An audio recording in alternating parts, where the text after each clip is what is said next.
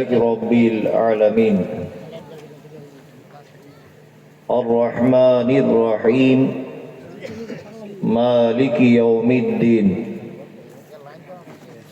إياك نعبد وإياك نستعين اهدنا الصراط المستقيم صراط الذين أنعمت عليهم غير المغضوب عليهم ولا الضالين آمين. ربنا آتنا في الدنيا حسنة وفي الآخرة حسنة وقنا عذاب النار آمين. ربنا ظلمنا أنفسنا وإن لم تغفر لنا وترحمنا لنكونن من الخاسرين آمين. اللهم صل على محمد وعلى آل محمد كما صليت على إبراهيم وعلى آل إبراهيم إنك حميد مجيد. اللهم بارك على محمد وعلى آل محمد كما باركت على إبراهيم وعلى آل إبراهيم إنك حميد مجيد آمين. رب اشرح لي صدري ويسر لي أمري واحلل عقدة من لساني يفقه قولي ربي زدني علما. وقال الله تعالى أعوذ بالله من الشيطان الرجيم بسم الله الرحمن الرحيم ألف لام ميم صاد كتاب أنزل إليك فلا يكن في صدرك حرج منه لتنذر به وذكرى للمؤمنين اتبعوا ما أنزل إليكم من ربكم ولا تتبعوا من دونه أولياء قليلا ما تذكرون.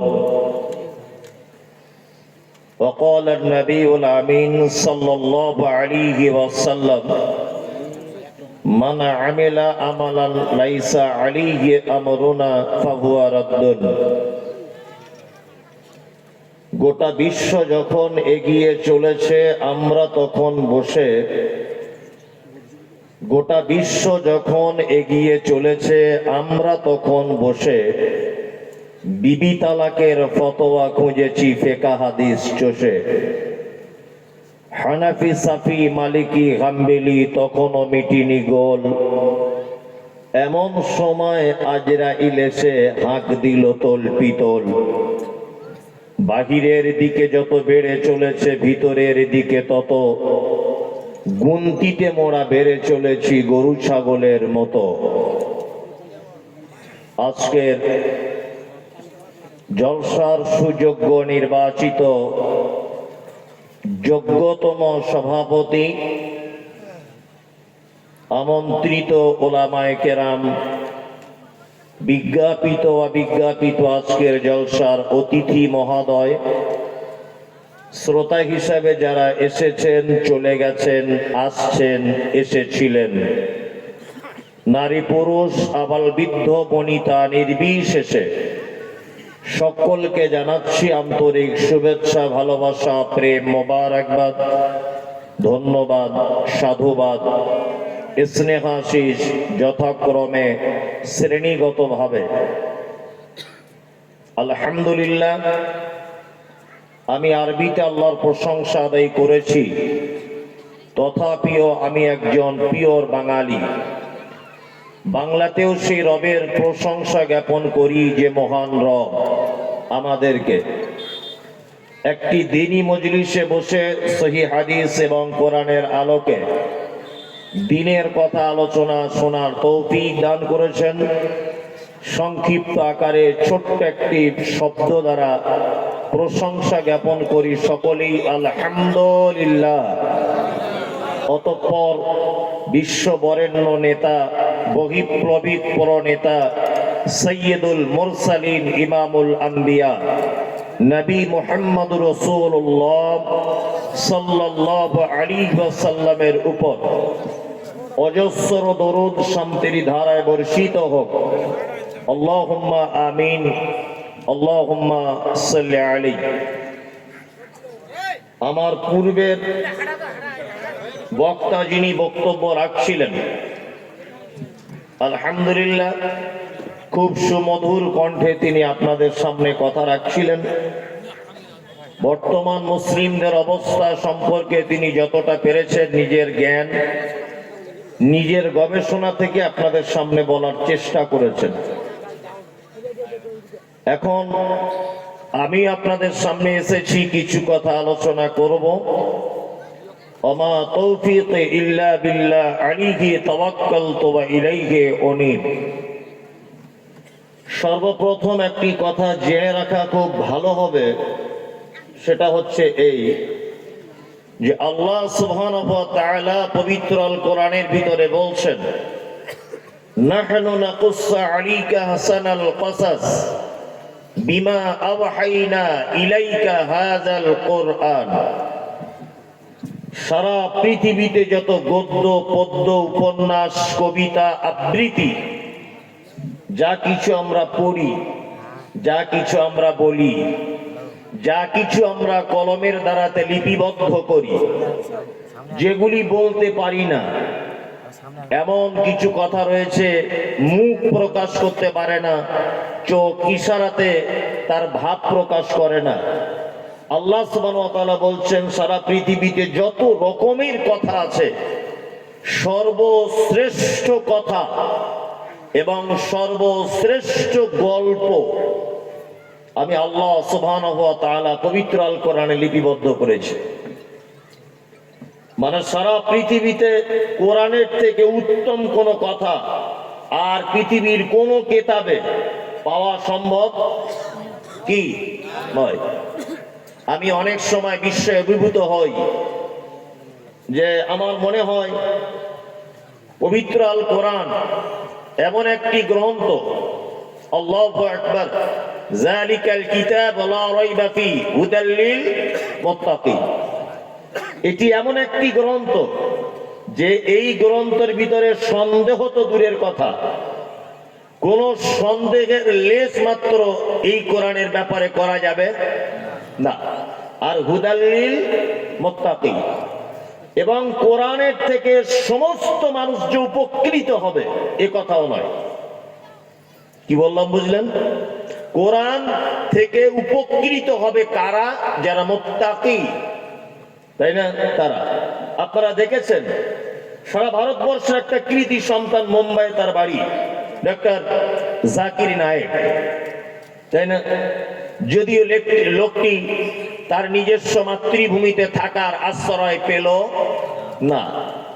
আমরা এমন এক দেশের সুনাগরিক, যে দেশের চোর টিকে থাকতে পারে, ধর্ষক টিকে থাকতে পারে, খুনি টিকে থাকতে পারে, যে দেশের মাটিতে চোরেদেরকে মালা পরিয়ে বরণ করা হয়, যে দেশে ধর্ষকদেরকে মালা দিয়ে সম্বর্ধনা জানানো হয়, এই রকম একটি দেশ, যে দেশে সাধু মানুষদের, যে দেশে ভালো মানুষদের স্থান হয় না, চোরের স্থান হবে, ভালো মানুষের স্থান হবে না। ডক্টর জাকির নায়েক একজন জেনারেল শিক্ষিত মানুষ, কিন্তু আল্লাহ সুবহানাহু ওয়া তাআলা এমন করে লোকটাকে দ্বীনের ব্যাপারে কবুল করেছেন। আমেরিকা এমন এক দেশ, আজ থেকে 13 থেকে 14 বছর আগে পর্যন্ত গোটা আমেরিকার মাটিতে 2 থেকে 3টার বেশি মসজিদ খুঁজে পাওয়া যেত না। আমি ডাক্তার জাকির নায়েকের বক্তব্যে অনেক প্রশ্ন উত্তর শুনি, তাতে করে যা বুঝেছি, আমেরিকার যে সমস্ত মহিলারা রাতের বেলা নাইট ক্লাবে ড্যান্স করত, আমেরিকা এমন এক জায়গা বউ ভাড়া পাওয়া যায়। কোন পার্টিতে গেছেন, আমার বউ ও নিয়ে ড্যান্স করবে, ওর বউ আমি নিয়ে ড্যান্স করব। রাত গভীর হয়েছে, আমার বউকে নিয়ে আমার বন্ধু শুয়ে পড়বে, আমার বন্ধুর বউ নিয়ে আমি শুয়ে পড়বো। এমন একটি দেশ, যে দেশের নাগরিকত্বের প্রমাণপত্রে একটা শিশুর পিতার পরিচয় দেওয়া হয় না, মায়ের পরিচয় দেওয়া হয়। তার মানে আমাদের দেশে I card, voter card, ration card, pan card, যত রকমের প্রমাণপত্র আছে, সমস্ত প্রমাণপত্র একজন শিশু, সে নারী হোক বা পুরুষ হোক, তার প্রমাণপত্র লেখা থাকে অভিভাবক কে, না আমি মমতাজুল ইসলাম, অভিভাবক কে, না আমি হায়দার আলী, অভিভাবক কে, আমি নাসিম আক্তার, অভিভাবক কে, আমি শামীম হোসাইন। পিতার নাম উল্লেখ করা হয়, কারণ আমাদের ভারতবর্ষের মাটিতে একজন মহিলা একজন পুরুষকে নিয়ে সংসারে জীবনযাপন করে, এই জন্য তার পিতার পরিচয় দিতে শিশুর পক্ষে খুব সুবিধা হয়। কিন্তু আমেরিকা, পশ্চিমা দেশগুলিতে এমন পদ্ধতি যে শিশু তার বাপের পরিচয় দিতে পারে না, মায়ের পরিচয় দেয়। কারণ শিশু জানে না যে তার মা কতজনের সঙ্গে রাত কাটিয়ে কার বীর্যতে তার মায়ের পেটে সে এসেছে, তার মা নিজেও জানে না, তার মা নিজেও জানে না। এইরকম পশ্চিমা দেশগুলি যে সমস্ত মহিলারা নাইট ক্লাবে মদ্যপ অবস্থায় ড্যান্স করত, স্বামী ছাড়া রাত্রি যাপন করত পরপুরুষের নিকটে, এইরকম অজস্র মহিলাদের প্রশ্নোত্তর আমি শুনেছি, যারা আজকে ডাক্তার জাকির নায়েকের বক্তব্য শোনার কারণে আজকে তারা ন্যাংটো, উলঙ্গ, অর্ধলঙ্গ ড্রেস পোশাককে বাতিল করে দিয়ে বোরখা নামক হিজাব পরিহিত অবস্থায় রাস্তাতে চলাফেরা করছে, আলহামদুলিল্লাহ। অপরদিকে ডাক্তার জাকির নায়েক একটু ম্যানেজ করে নেন, একটু ম্যানেজ করে নেন, আপনি একটু সরে বসে একটু ম্যানেজ করে নেন ভাই, ডিস্টার্ব করিয়েন না। তাহলে ডাক্তার জাকির নায়েক তিনি একজন পেশায় কে? ডাক্তার, তাই না? পেশায় ডাক্তার। আবার আপনি দেখুন কোরআন যে কত উপকার করে আর কার জন্য উপকার আছে। অপরদিকে বাংলাদেশের ময়মনসিংহ জেলায় মহিলা, নাম তার ডক্টর তসলিমা নাসরিন। ভালো মেয়ে না খারাপ মেয়ে? খারাপ মেয়ে, তাই না? এ আবার এত বড় খারাপ, বই লিখেছে ঝুমুর, বইয়ের ভিতরে লিখছেন, আবার মনে হয় যে ফজরের সময়তে যখন মসজিদের মুয়াজ্জিন আজান দেয়, বেশ্যা যেন তার কাস্টমারকে আহ্বান জানাচ্ছে, আমার কানে এই শব্দ আসে, নাউজুবিল্লাহ। তিনি কথা বলেছেন, 40 বছরে একজন বুড়ি 25 বছরের তরতাজা যুবকের সঙ্গে বিবাহ হয় কেমন করে? নিশ্চয়ই কোনো অবৈধ সম্পর্কে জড়িত ছিল। মুহাম্মদ সাল্লাল্লাহু আলাইহি ওয়াসাল্লামের ব্যাপারে তিনি এই মন্তব্য করেছেন, নাউজুবিল্লাহ। এবং তিনি এই কথা বলতে বলতে নারী পুরুষের সমান অধিকার, এই সমস্ত ব্যাপারে ভ্রান্ত ইসলামের ব্যাপারে মতবাদ, ইসলামের ব্যাপারে তিনি চিন্তা ভাবনা, ইসলামের ব্যাপারে তিনি কটু মন্তব্য করেছেন। কটু মন্তব্য করতে করতে করতে করতে এক পর্যায়ে মুহাম্মদ সাল্লাল্লাহু আলাইহি ওয়াসাল্লাম পর্যন্ত তিনি পৌঁছে গেছেন। আপনাকে আমি দুটো জিনিস দেখাতে চাইছি। এক, ডাক্তার জাকির নায়েকও ডাক্তার, তসলিমা নাসরিনও ডাক্তার। কি বললাম বুঝলেন? এ কোরআন পড়ে হেদায়েত পেয়েছে ডাক্তার জাকির নায়েক, আর ও কোরআন পড়ে নবীজির আর আম্মাজার খাদিজার ব্যাপারে কলঙ্ক দেখতে পেয়েছে, আল্লাহর ব্যাপারে খারাপ চিন্তা ভাবনা তার মনে ঢুকেছে। তার মানে বোঝা যাচ্ছে দুইজন মানুষকে দিয়ে কোরআন সবার উপকার করতে পারে না। হুদাল লিন্নাস, কোরআন মানুষের হেদায়েতের জন্য, একথা সত্য, কিন্তু আল্লাহ তাআলা বলেছেন হুদাল লিল মুত্তাকিন, মানুষের ভিতরে যারা মুত্তাকি তাদের জন্য কোরআন সবথেকে বেশি কাজ করে। এও ডাক্তার, এর দ্বারা তো অজস্র মানুষ ইসলাম কবুল করছে। ও ডাক্তার, কিন্তু ও নিজের রবকে খুঁজে পেল না, নবীর ব্যাপারে কটু মন্তব্য করে দিয়েছেন, তার মানে কোরআন ওর কোনো কাজ করলো না। আল্লাহু আকবার। কোরআন এক আশ্চর্য গাইড বুক। আমি অবাক হই মাঝে সাঝে। কি অবাক হই? পৃথিবীতে দেখবেন জ্ঞানের স্তরকে বিভিন্ন স্তরে ভাগ করা হয়েছে। ভাগ করা হয়েছে না? হয়েছে। যেমন একজন চক্ষু বিশেষজ্ঞকে যদি আপনি বলেন যে আমার স্ত্রী প্রেগনেন্ট, তাকে এই মুহূর্তে সিজার করতে হবে, আচ্ছা বলুন তো একটা চক্ষু স্পেশালিস্ট একজন ডাক্তার, তার পক্ষে আমার স্ত্রীর প্রেগনেন্ট স্ত্রীর সিজার করা সম্ভব না অসম্ভব?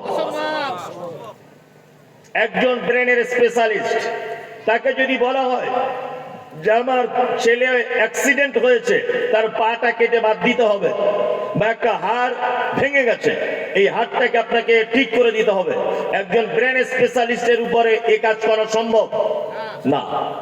ওই জন্য দেখবেন একটা ছাত্র মাধ্যমিকের পর উচ্চ মাধ্যমিক, BA first year, second year, third year, এই সমস্ত ইয়ারগুলোতে দেখতে পাবেন যে শিক্ষা বোর্ড থেকে পরিচালনা করা হয়েছে, তুমি নয় বাংলা নিয়ে আগাও, নয় অঙ্ক নিয়ে পড়ো, নয় সায়েন্স নিয়ে আগাও, নয় তুমি ভৌগোলিক বিষয় নিয়ে আগাও, নয় তুমি অঙ্কে আগাও।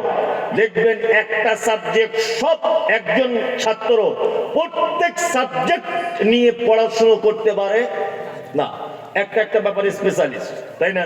যে অঙ্কের ছাত্র, তাকে যদি সায়েন্স সম্পর্কে জিজ্ঞাসা করেন, সে জানবে? জানবে বলুন? জানবে না। তার মানে পৃথিবীর এমন একটি কিতাব নেই যে কিতাবের ভিতরে তিবিয়ান আলী কুল্লি শাই, পৃথিবীর প্রতিটা বিষয় সম্পর্কে পুঙ্খানুপুঙ্খভাবে লিপিবদ্ধ করা হয়েছে। পৃথিবীতে এরকম কোন কিতাব খুঁজে পাওয়া যাবে না, ইল্লা মাশাআল্লাহ, শুধুমাত্র একটি কিতাব, তার নাম আল কোরআন। আল্লাহু আকবার। মহাকাশ সম্পর্কে জানতে চাইছেন, আপনি কোরআনের ভিতরে চলে যান। পারিবারিক ব্যাপারে জানতে চাইছেন, আপনার সমস্যার সমাধান করে দিবে। রাজনীতি করতে পছন্দ করেন, আপনার সমস্যার সমাধান করে দিবে।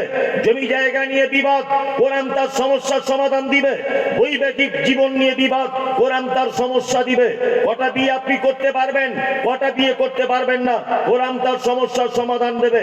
মদ খাওয়া যাবে কিনা, জুয়ো খেলা যাবে কিনা, অপরাধীকে কেমন ভাবে সাজা দিতে হবে, এ টু জেড বিষয় আল্লাহ সুবহানাহু ওয়া তাআলা বলছেন আমি কোরআন মাজিদে লিপিবদ্ধ করে দিয়েছি। কোরআন মাজিদ এমন এক কিতাব, আবার আল্লাহ মানুষকে বোঝার সহজের কারণে এমন সূক্ষ্ম সূক্ষ্ম উদাহরণ পর্যন্ত পেশ করেছেন, যেগুলো বললে বিস্ময়ে অভিভূত হবে মানুষ। আমি অবাক হই, আমরা বক্তারা বক্তব্য রাখতে রাখতে অনেক সময়তে আমরা বিভিন্ন উদাহরণগুলো দিই না? দিই। আমি তো মনে করি উদাহরণ আমাদের দেওয়ার যতটা প্রয়োজন, আমার আল্লাহ তার থেকে বেশি উদাহরণ পবিত্র আল কোরআনে লিপিবদ্ধ করে দিয়েছেন।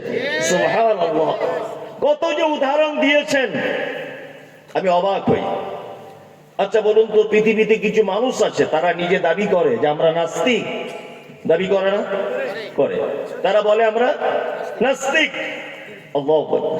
আমি মুমতাজুল ইসলাম এটা মনে করি, আমি আমার খুব সামান্য জ্ঞান দিয়ে গবেষণা করে আমি যা পেয়েছি এই পর্যন্ত, পৃথিবীর কোন মানুষের নাস্তিক এই দাবি করা ঠিক নয়। নাস্তিকতার কোনো জায়গা নেই। কারণ আপনারা জানেন, শিক্ষিত মানুষ, যে কর্ম কোনোদিন কর্তা ছাড়া সম্ভব নয়। আপনি বিরিয়ানি খাচ্ছেন, বিরিয়ানি খুব টেস্ট, বিরিয়ানিটা খুব টেস্ট। আচ্ছা বলুন তো, টেস্ট ফুল বিরিয়ানির পিছনে একটা রাঁধুনির হাত আছে না নেই? আছে, আছে। আমি এই যে জামাটা পরলাম, জুব্বাটা, আমি এটা সৌদি থেকে নিয়ে এসেছি যদিও। আমি এই যে জুব্বাটা পরেছি, শীতকালে খুব আরামদায়ক। আচ্ছা বলুন তো, এই জামাটা রেডি করা পর্যন্ত এর পিছনে একজন দর্জির হাত আছে না নেই? আছে। তার মানে বোঝা যায় পৃথিবীর প্রতিটা কাজের পিছনে খোঁজ করলে কর্তা পাওয়া যাবে, কর্তা ছাড়া কোনোদিন কাজ হয় না। এই যে মাইক আমি কথা বলছি, এই মাইকটার পিছনে আবিষ্কারক একজন আছে, হ্যাঁ, নিশ্চয়ই এটাকে কেউ তৈরি করেছে, করেছে না? করেছে। তাহলে এবার আপনাদেরকে একটা কথা বলি, যারা বলছে নাস্তিক, যারা বলছে নাস্তিক, আপনাদের কাছে আমার প্রশ্ন, পূর্ব দিকে প্রতিদিন নির্দিষ্ট টাইমে সূর্য ওঠে, আবার ঘুরে ঘুরে ঘুরে ঘুরে পশ্চিম দিকে তার আলোকে নিস্তেজ করে দিয়ে অন্ধকার নামিয়ে দেয়। আচ্ছা বলুন তো, প্রতিদিন যে পূর্ব দিক থেকে তুলে আবার পশ্চিম দিকে তাকে ডুবিয়ে দেয়, ঠিক এই জায়গাটা রোদ্দুরটা খুব তাপ, আরেকটু চলে এলে তাপ কমে যায়, ওই বিকালের দিকে গেলে তাপ কমে যায়, ওই সন্ধ্যার দিকে একেবারে থালার মতো চক চক চক চক করতে করতে সূর্য তার গন্তব্যস্থলে পৌঁছে যায়, যায় না?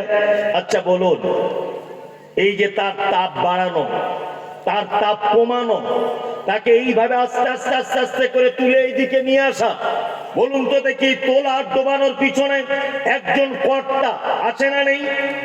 আছে, আছে। এই কর্তার নাম কি? আল্লাহ। কি নাম? আল্লাহ।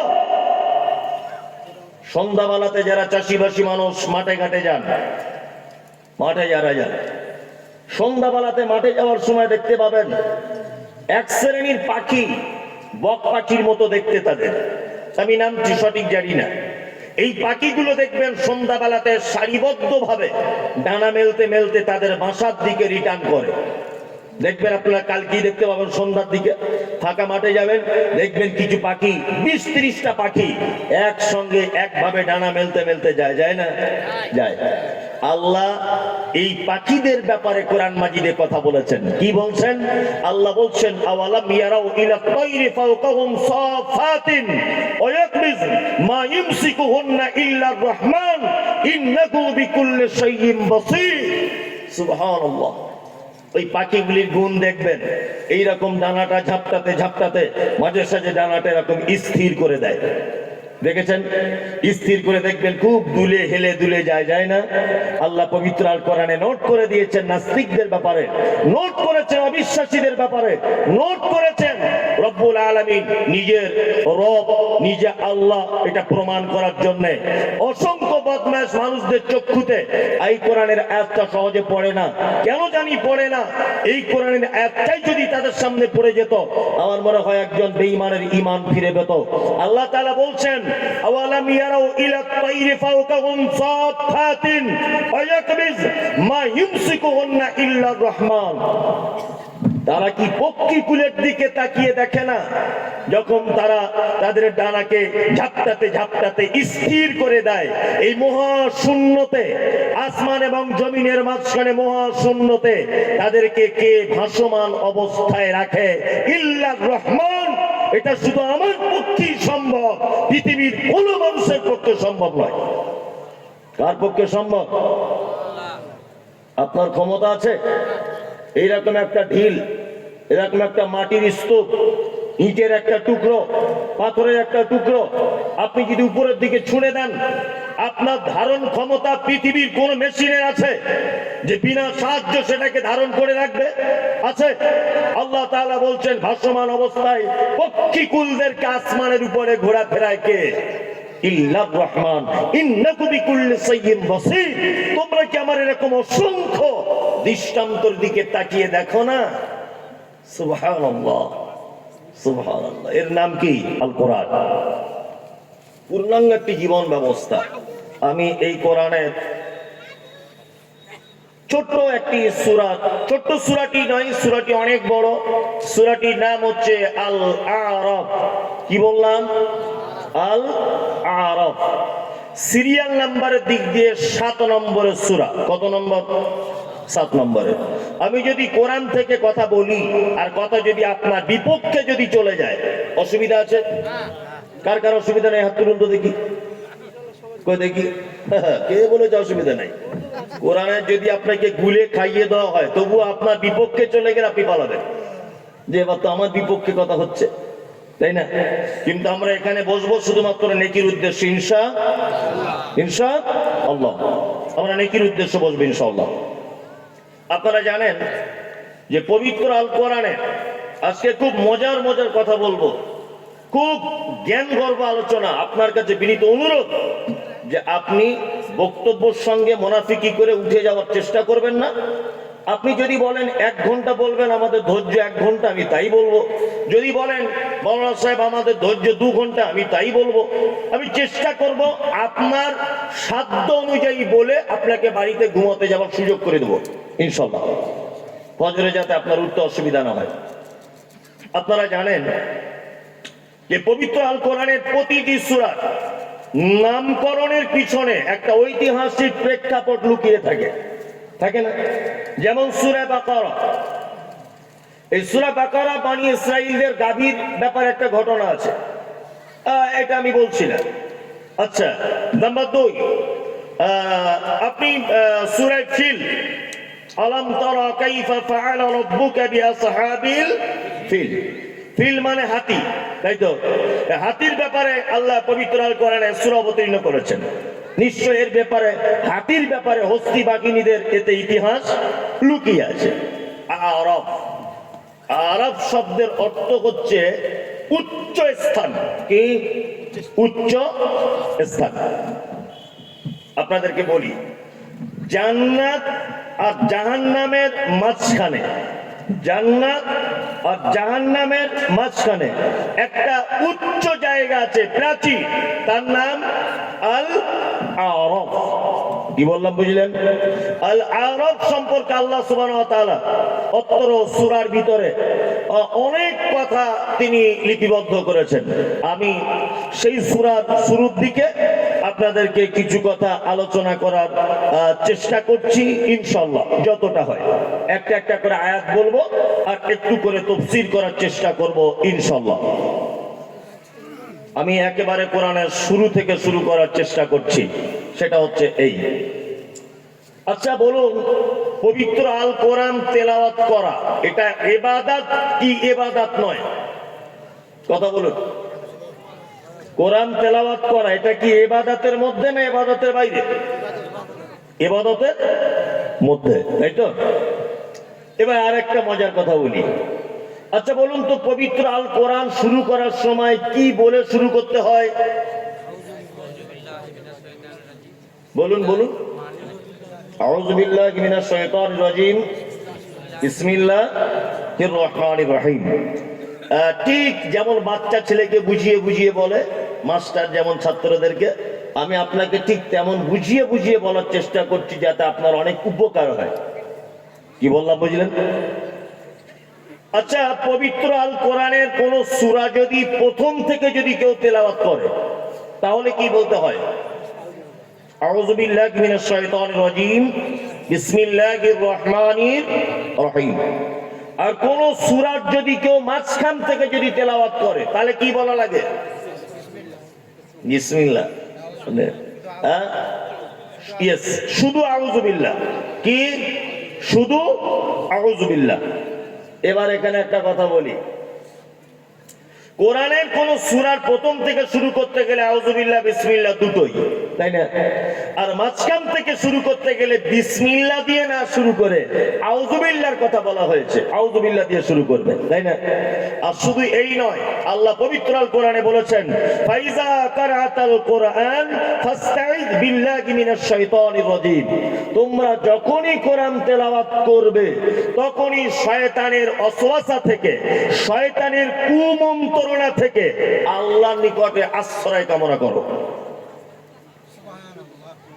এবারে আপনাদেরকে একটা মজাদার কথা বলছি, কথা আগে শুনেছেন কি জানি না, যদি শোনেন আবার শোনেন। 2, আচ্ছা বলুন, পৃথিবীতে যত আমল আছে, যত আমল, একটা আমল আপনি দেখাতে পারবেন যে আমলটা আউযু বিল্লাহ দিয়ে শুরু করতে হয়? জানা আছে? নাই। আচ্ছা, নামাজ যখন শুরু করি কি বলে শুরু করি? আল্লাহু আকবার, তাই তো? মিটে গেল।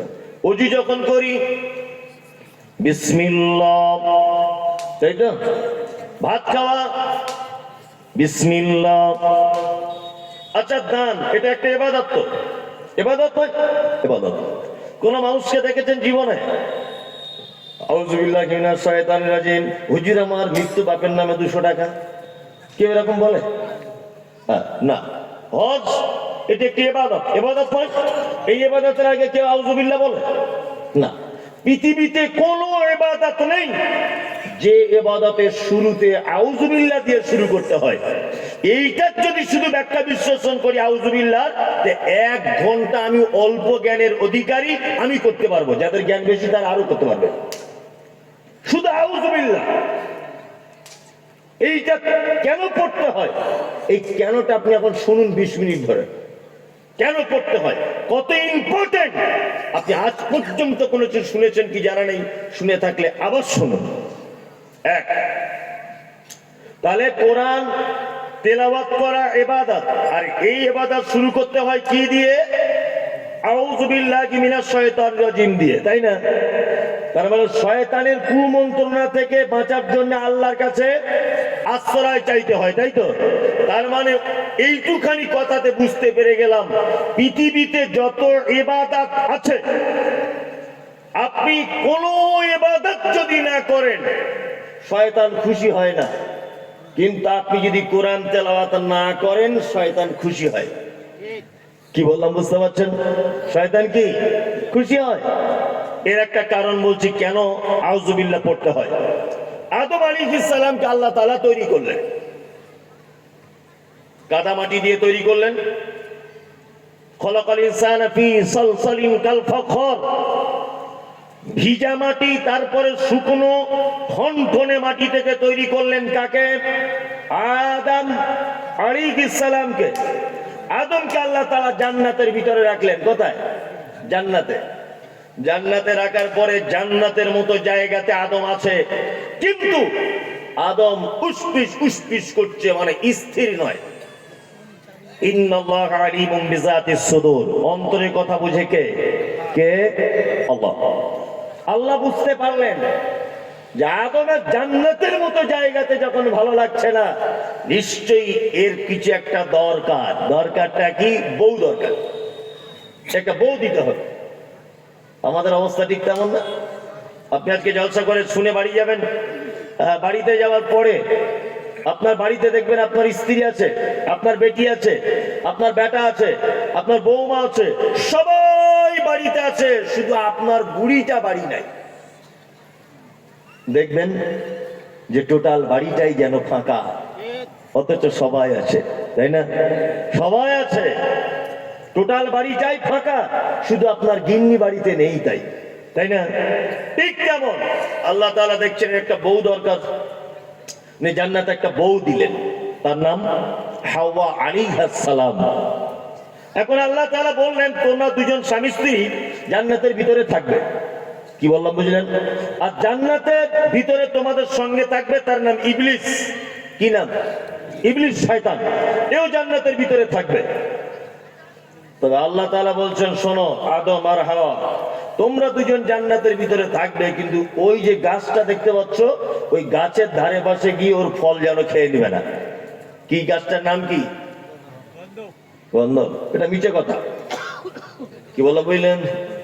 এটা কোন হাদিস কোরআনে বাংলা বইয়ে আরবি চটি বইও লেখা নেই। কি বললাম বুঝলেন?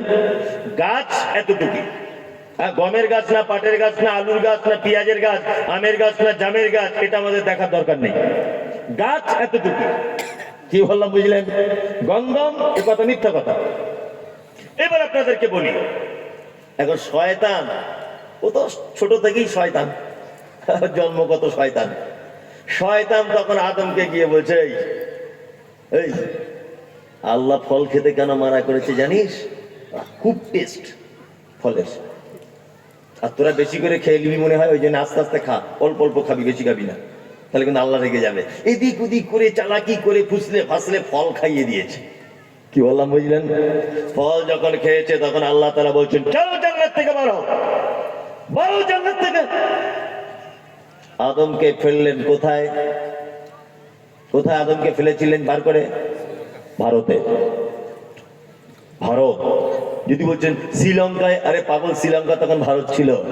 আমরা জাতা দেশের লোক নয়। কি ভাবছেন আপনি? আমাদের আদি পিতা সমস্ত মানব কুলের পিতা, মমতাজুল ইসলামের পিতা, বুদ্ধবাবুর পিতা, নরেন্দ্র মোদীর পিতা, অমিত শাহর পিতা, সমস্ত পৃথিবীতে যত মানুষ এসেছে আসবে সবার পিতাকে আদম আলাইহিস সালাম, তাই না? আদম আলাইহিস সালামকে পাঠানো হয়েছিল কোন দেশে? ভারতে। আমরা যে কোনো দেশের লোক নয়, এটা আমাদের বাপের পৈতৃক সম্পত্তি, আমাদের দেশ। কারণ পৃথিবীর প্রথম মানুষ আদম আলাইহিস সালামকে দেশের মাটিতে ফেলা হয়েছিল। আমরা পৈতৃক সূত্রে দেশের নাগরিক। এখন কিছু বেহুদা নালায়েক গন্ড মূর্খ, মাথায় গোবর ভরা আছে, পচা গোবর, হ্যাঁ, এরা এখন বলছে মুসলিমরা এনআরসির আওতায়, সি এর আওতায় অমুক তমুক, তোমরা দেশ থেকে চলে যাও। অত সহজ কি? মগের মুল্লুক পেয়েছো নাকি দেশ ছেড়ে চলে যাব? হ্যাঁ, অত সহজ? এখন মোটামুটি সবাই চুপ আছে। পশ্চিম বাংলার একটা গাধা খুব উল্টো পাল্টা বলছে, তার নাম হচ্ছে কি? শুভেন্দ্র অধিকারী। ও এমন ভাব দেখাচ্ছে মনে হচ্ছে ওর বাপের দেশ এটা, আর আমরা মনে হয় মানে পালিত পুত্রের মতো এসেছি। তোমার চামড়া উঠে যাবে। ইতিহাস তুমি পড়েছো? ইতিহাস তুমি জানো? 1947 সালে 15 আগস্ট থেকে নিয়ে 2025 সালে এই 9 জানুয়ারি পর্যন্ত সারা ভারতবর্ষে মুসলিমদের যে অবদান, এই অবদানের ইতিহাস তুমি যদি খুলে দেখো, তাহলে মুসলিমদের ব্যাপারে অন্তত পক্ষে কথা তোমার মুখে মানাতো না। তুমি ইতিহাসই জানো না। 1947 সালে 15 আগস্ট দেশ স্বাধীন হয়েছে। দেশ স্বাধীনতার জন্য সব থেকে বেশি ওলামা একরামগণ রক্ত দিয়েছে, সব থেকে বেশি। তার জ্বলন্ত প্রমাণ রয়েছে, দিল্লির গেটে তার নাম লেখা রয়েছে আজও পর্যন্ত। দিল্লির চাঁদনি তক থেকে দিল্লির খায়বার পর্যন্ত মুসলিম আলেম ওলামাদেরকে মেরে প্রতিটা গাছের ডালে ডালে এক রাত্রিতে 40,000 ওলামাদেরকে মেরে টাঙানো হয়েছিল।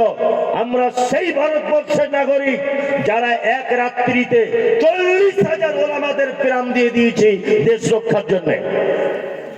তুমি কাদের ব্যাপারে কথা বলো? হুঁশ করে কথা বলো। কোন জায়গাতে আমরা পিছিয়ে আছি এটা দেখাতে হবে, কোন জায়গাতে মুসলিমরা নেই সেটা দেখাতে হবে। ইতিহাসের পাতাতে হয়তো লিখে দেওয়া হয়েছে বাদল, বিনয়, প্রফুল্ল এরা দেশ স্বাধীনতা এনেছে, কিন্তু মাওলানা আশফাকুল্লাহ খানের নাম বাদ পড়ে গেল। অনেক অজস্র মীর নিসার আলীর নাম বাদ পড়ে গেল, অজস্র মুসলিম আলেম ওলামাদের নাম বাদ চলে গেল। কৌশলভাবে ইতিহাসের পাতাতে ওগুলো মুছে দেওয়া হয়েছে। আসল ইতিহাস যদি আপনি দেখেন, ভারতবর্ষে আমরা কম অবদান রাখিনি, কম অবদান রেখেছি। স্বাধীনতা সংগ্রামীতে আমরা ছিলাম আগিয়ে। ভারত স্বাধীনতা লাভ করেছে, আমরা দেশের রাষ্ট্রপতি হিসাবে এপিজে আব্দুল কালামকে উপহার দিয়েছি। তুমি কোন দিকে চাইছো? তুমি ক্রিকেট প্লেয়ার দেখতে চাইছো? আমরা দামি দামি ক্রিকেট প্লেয়ারকে দিয়েছি, আজহারউদ্দিনকে দিয়েছি, মোহাম্মদ কাইফকে দিয়েছি, মোহাম্মদ শামিকে দিয়েছি, কত ক্রিকেট প্লেয়ারকে দিয়েছি। আমরা লেখক দিতে পারিনি? কাজী নজরুলকে দিয়েছি, আমরা কাজী নজরুলকে দিয়েছি। আমরা গায়ক দিতে পারিনি মুসলিমরা? মোহাম্মদ রফিক, যার গানের বিকল্প নেই সারা পৃথিবীতে, মোহাম্মদ রফিককে আমরা গান গাইতে দিয়েছি, আজিজকে দিয়েছি, সাবিরকে দিয়েছি। কোন জায়গাতে আমাদের অবদান রয়েছে তুমি একবার ইতিহাস খুলে দেখো। সারা ভারতবর্ষের বাবরি মসজিদ থেকে শুরু করে সারা ভারতবর্ষের আপনার তাজমহল, দিল্লির লালকেল্লা, দিল্লির জামে মসজিদ, মুর্শিদাবাদের হাজারদুয়ারি, প্রত্যেক জায়গাতে, কলকাতার শহীদ মিনার আমাদের অবদান রয়েছে। তুমি আমাদেরকে বলো দেশ ছেড়ে চলে যেতে হবে? অত সহজ? কথা বলার আগে ভেবে চিনতে বলার চেষ্টা করিও। শুনে রেখে দাও, বাঘ গাছে উঠতে বাঘ বুড়ো হয়ে গেল, একটা কথা আছে, বানর বুড়ো হয়ে গেল গাছে ওটা বলে না। আমরা সেই জাতি, আমরা সেই জাতি নিজের স্ত্রীকে বাসর রাত্রিতে শুইয়ে দিয়ে জেহাদের ময়দানে ছুটে যাওয়া জাতি আমরা। আমরা সেই জাতি 313 জনের বিরুদ্ধে লড়াই করে জয়লাভ করা জাতি আমরা। আর তোমার মতো শুভেন্দু অধিকারীর কথাতে আমরা মুসলিমরা ভয় পাই না, কখনো ভয় পাই না। ভয় পাবার কোনো কারণও নাই, কোনো কারণ নাই। ওকে দেখে কি ভয় করব? ও তো আজকে মমতা ব্যানার্জি কোটি কোটি টাকা খেয়েছে, খেয়ে ইডি সিবিআই তদন্তে চলে আসবে বলে বিজেপির দ্বারস্থ হয়েছে। ওর কি দাম আছে? ও যখন মমতা ব্যানার্জির নেতা হিসেবে ছিল তখন ও তো নিজে ইফতার পার্টিতে গিয়ে বিসমিল্লাহ বলে ইফতার করছে। কত ঢং, মাথায় টুপি দিয়েছে, কার বাড়িতে আবার নাকি গরুর গোশত খেয়ে এসছে, সব ঠিক। আর এখন ইডি সিবিআই ধরে ফেলবে বলে এখন বলছে মমতা ব্যানার্জি হটাও, দেশ বাঁচাও। সব মসজিদের তলায় নাকি শিবের লিঙ্গ খুঁজছে, আর কোনো কাজ নাই। দেশের বেকার যুবকদের চাকরি নাই, রেল বিক্রি হয়ে গেল, ইলেকট্রিক বিক্রি হয়ে গেল, বাস বিক্রি হয়ে গেল, পেট্রোল বিক্রি হয়ে গেল, কেরোসিন বিক্রি হয়ে গেল, ডিজেল বিক্রি হয়ে গেল। সারা ভারতবর্ষে বেকারত্বই, উচ্চ শিক্ষায় শিক্ষিত নারী এবং পুরুষেরা অকাতরে কেউ বিষ পান করে, কেউ গলায় দড়ি দিয়ে ঝুলে মরছে চাকরির অভাবে। আর এরা এখন শিবলিঙ্গ খুঁজতে ব্যস্ত মসজিদের তলাতে। কি বলছি বুঝতে পারছেন না? তাহলে আমার মনে হয় যে আমাদেরকে ওয়েলকাম জানা দরকার, যে তোমাদের শিব কিছু করুক আর না করুক, অন্তত মসজিদের তলাতে তো ঢুকেছিল। এইটা অন্তত পক্ষে মনের দিক দিয়ে একটু তৃপ্তি পাচ্ছি যে তোমাদের শিব তাহলে ভালো জায়গাতেই ছিল। ও জানে মসজিদ পবিত্র জায়গা, ও ঠিক ভালো জায়গাতে আশ্রয় নিয়েছিল। শুনুন, আমরা যতটা সহজ ভাবছেন ততটা সহজ নয়। এখনো পর্যন্ত আমি তো বলবো মমতা ব্যানার্জি, আমি কোন রাজনৈতিক লোক নয়, মমতা ব্যানার্জির সরকার আজও ভালো বলে শুভেন্দুর মতো লোককে সোশ্যাল মিডিয়াতে দেখতে পাওয়া যাচ্ছে। মমতা ব্যানার্জির জায়গায় যদি পশ্চিম বাংলায় অন্য কোন রাজনৈতিক দল যদি ক্ষমতায় থাকতো, শুভেন্দুর মতো লোক 4 দিন টিকে থাকতে পারতো না। কি বললাম বুঝলেন? কাঁচা কুঞ্চি দিয়ে পাচার চামড়া তুলে দিত। কি বলছি বুঝতে পারছেন? এখনো মমতা ব্যানার্জি, অভিষেক ব্যানার্জি এখনো অনেক ভালো, এই কারণে শুভেন্দুর মতো লোককে এখনো পর্যন্ত টিকতে দিয়েছে বাংলাতে। খুব সাবধানে থাকবেন। আমি যে কথা বলছিলাম সেটা হচ্ছে এই, আদম আলাইহিস সালামকে কি করা হলো? জান্নাত থেকে বার করা হলো, নিয়েছিল কোথায়? ভারতে, তাই না? তার মানে ভারত আমাদের পৈতৃক সম্পত্তি, আমরা কারো দয়ায় বেঁচে নেই। কি বললাম বুঝতে পারছেন? আর হাওয়া আলাইহিস সালামকে পাঠানো হয়েছিল কোথায়? এই ঠিক করে বলো। জিদ্দা। কোথায়? জিদ্দা। জিদ্দাতে পাঠানো হয়েছিল হাওয়া আলাইহিস সালামকে। দুইজন তো ভুল করে ফল খেয়ে চলে এসেছে, এবার দুজনে দুই সাইড দিয়ে দোয়া করছে। কি দোয়া করছে? রব্বানা যালামনা আনফুসানা ওয়া ইল্লাম তাগফির লানা ওয়া তারহামনা লানাকুনান্না মিনাল খাসিরিন। রব্বানা যালামনা আনফুসানা ওয়া ইল্লাম তাগফির লানা ওয়া তারহামনা লানাকুনান্না মিনাল খাসিরিন। শুধু দোয়া করছেন, রব্বানা, হে আমাদের প্রতিপালক, যালামনা, দুজনাই জুলুম করে দিয়েছি আমরা, আনফুসানা, নিজের নফসের উপরে, ওয়া ইল্লাম তাগফির লানা, তুমি আমাদেরকে ক্ষমা করে দাও, ওয়া তারহামনা, আমাদের উপর রহম করো, লানাকুনান্না মিনাল খাসিরিন, আচ্ছা আমরা ক্ষতিগ্রস্তদের অন্তর্ভুক্ত হয়ে যাব। বারবার যখন দুজন দুই প্রান্ত থেকে দোয়া করছেন, তখন আল্লাহ তাআলা বলছেন, যা তোদের দুজনকে ক্ষমা করে দিলাম, দুজনকে ক্ষমা করে দিলাম। আমি কিন্তু আউযুবিল্লাহ পড়তে হয় কেন এটা বলছি, এখনো সূরা শুরু করিনি, অত সহজ নয় বক্তব্য দেওয়া। কি বললাম বুঝলেন? হ্যাঁ, চুপচাপ বসুন, এখন আউযুবিল্লাহ বলতে এখনো 30 মিনিট লাগবে। শুনুন, শুধু আউযুবিল্লাহ দিয়েই জলসা শেষ, সূরার দিকে যেতে পারবো না। কি বললাম বুঝলেন তো? আসলে এগুলো কোনো দেমাগ নয়, অহংকার নয়, কিছু নয়। মানে কোরআন এমন একটা জিনিস না, এর ভিতরে আপনি ঢুকে গেলে আর বার হতে পারবেন না। এমন এক মহাসমুদ্র, এর ভিতরে আপনি ঢুকে যান, একটা আয়াতের ভিতরে যদি আপনি ঢুকে যান, সে আয়াত থেকে আর বার হতে পারবেন না। আল্লাহু আকবার। আমার কাছে একটা বই আছে, আউযুবিল্লাহর হাকিকাত। এই বইটা আমি আজকে 4-5 দিন যাবত পড়ছি। তার লেখক 350 পৃষ্ঠা লিখেছে শুধু আউযুবিল্লাহর ব্যাপারে। কত পৃষ্ঠা? 350 পৃষ্ঠা। আর লেখকের লেখা দেখে আল্লাহু আকবার, মানে আমি তো ঘুমাতে পারছি না রাতে। কাল রায়গঞ্জ হোটেলে ভোর 5:20 যখন বাজে তখন আমি পড়াটা শেষ করছি, পড়েই যাচ্ছি, মানে এতই ভালো লাগছে যে আউযুবিল্লাহ এই আছে। আল্লাহু অবাক।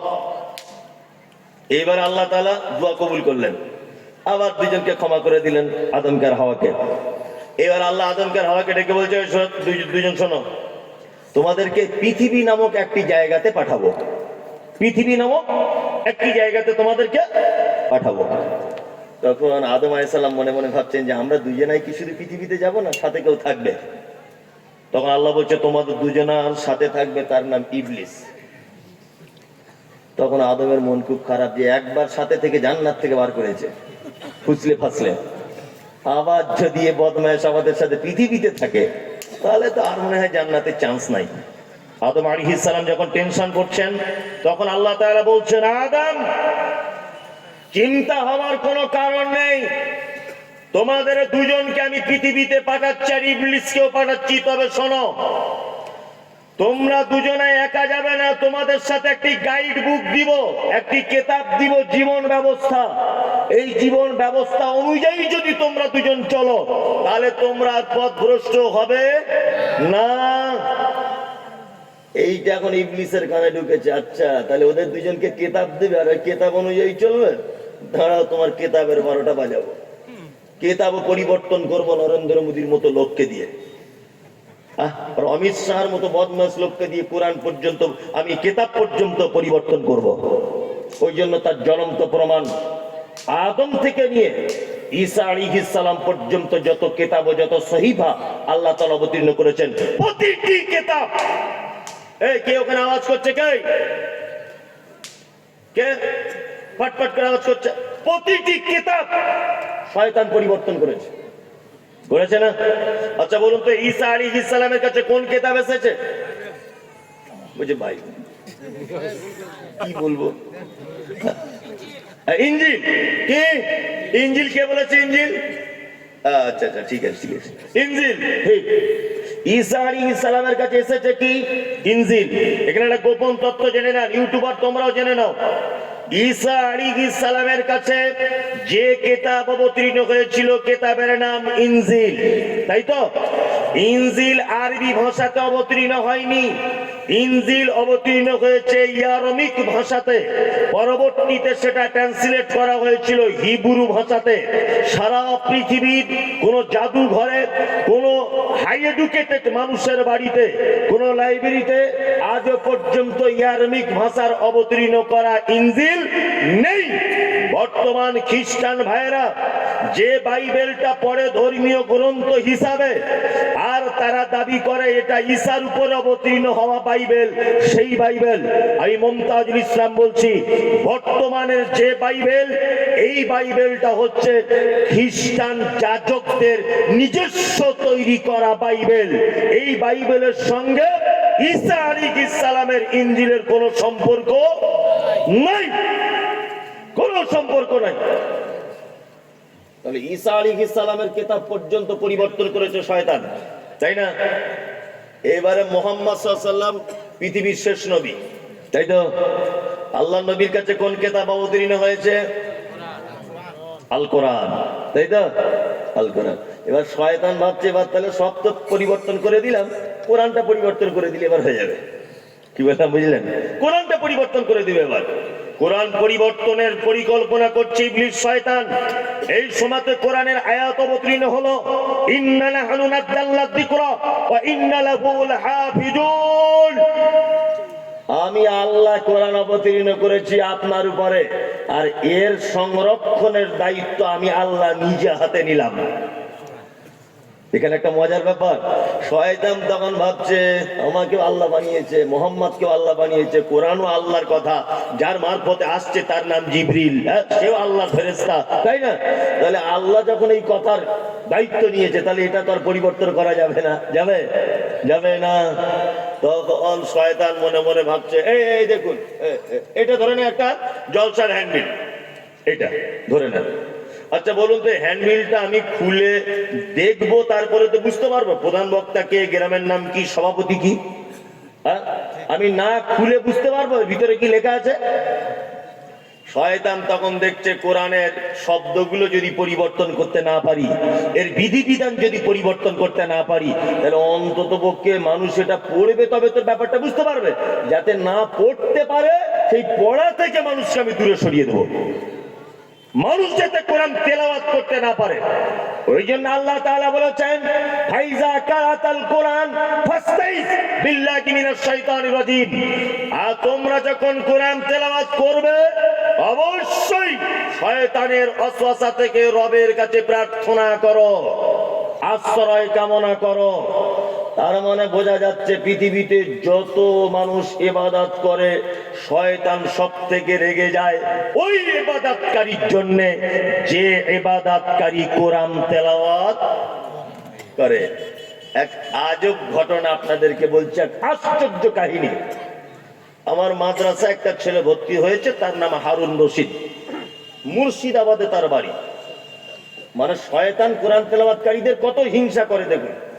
মুর্শিদাবাদে বাড়ি, আপনাদের দিনাজপুর, মালদা, মুর্শিদাবাদ, ওদিকে কুচবিহার, ওদিকে আসাম, নদিয়া, 2 চব্বিশ পরগনা, বীরভূম, বর্ধমান, মালদা, সমস্ত ডিস্ট্রিক্টের, শুধু পুরুলিয়া জেলা বাদ দিয়ে প্রতিটা ডিস্ট্রিক্টের ছেলে আমার মাদ্রাসা আছে আলহামদুলিল্লাহ। আপনারা তো দেখেন সোশ্যাল মিডিয়াতে আমাদের মাদ্রাসা, দেখেন না? সব কিছু দেখাই আমি মাঝে সাঝে যখন মাদ্রাসায় থাকি। তা হারুন রশিদ বলে ছেলেটা ভর্তি হয়েছে। যেদিন থেকে ভর্তি হয়েছে শয়তান কত শত্রু সেটা বলছি, ও সেই দিন থেকে এরকম করে আছে।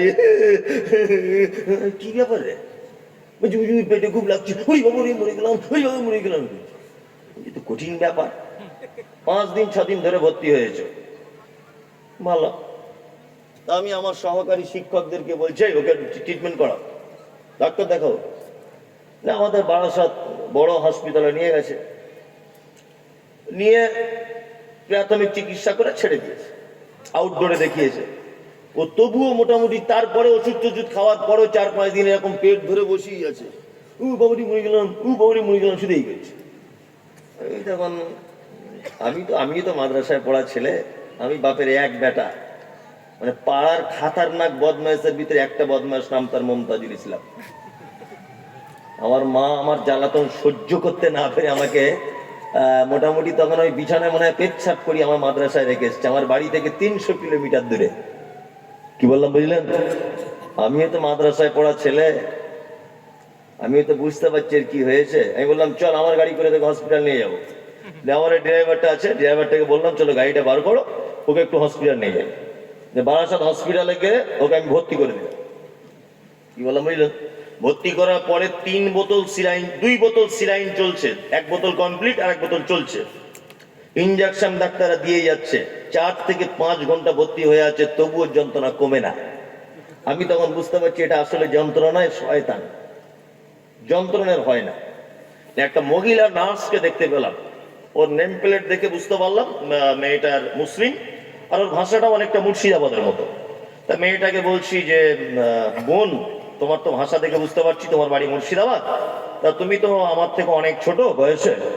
আচ্ছা ঘটনা এই ব্যাপার, এটা আমার মাদ্রাসার ছেলে, একটা দুস্থ গরিবের ছেলে, তুমি একটু একে চিকিৎসা করো। আমাকে তখন বলছে হুজুর আপনাকে তো চিনি, মমতাজুল ইসলাম, আমার মা আপনার খুব ভক্ত। একটু কথাবার্তা হতেও তো আমি তখন বললাম এক কাজ করো, ওর কিন্তু আমার মনে হচ্ছে অরিজিনাল যন্ত্রণা হয় না, তুমি এক কাজ করতে পারবে বোন? হচ্ছে কি, অপারেশনের যন্ত্রপাতি গুলো আনো তো। যাও অপারেশনের যন্ত্রপাতি গুলো আনো। তো বলছে কেন হুজুর? আমাকে বলছে কেন? বলছে আনো না, পেটের যন্ত্রণা অরিজিনাল হচ্ছে কিনা আমি এখনই পরীক্ষা করে দিচ্ছি, তোমাদের কোন ল্যাবরেটরিতে নিয়ে যেতে হবে না, আমি নিজেই পরীক্ষা করবো ওর যন্ত্রণা হচ্ছে কিনা। ও তখন এইরকম বড় বড় 3-4টে ছুরি, কাঁচি, বুঝলেন, সব নিয়ে এখন ওই ছেলেটার পাশে দাঁড় করিয়েছে। ছেলেটা তখন আমাকে বলছে জি ওগুলো কি করবে?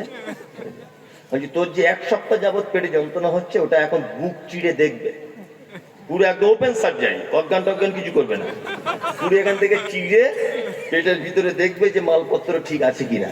তখন বলছে হুজুর একটা কথা বলবো। বলছি কি বল? বলছি আল্লাহর কসম বলছি আমার পেটে যন্ত্রণা হয়নি, আমার মায়ের জন্য মন খারাপ করছিল হুজুর। তার মানে তখন বুঝলাম শয়তানকে হসপিটাল পর্যন্ত নিয়ে এসছে কোরআন পড়া থেকে বিরত রাখার জন্য।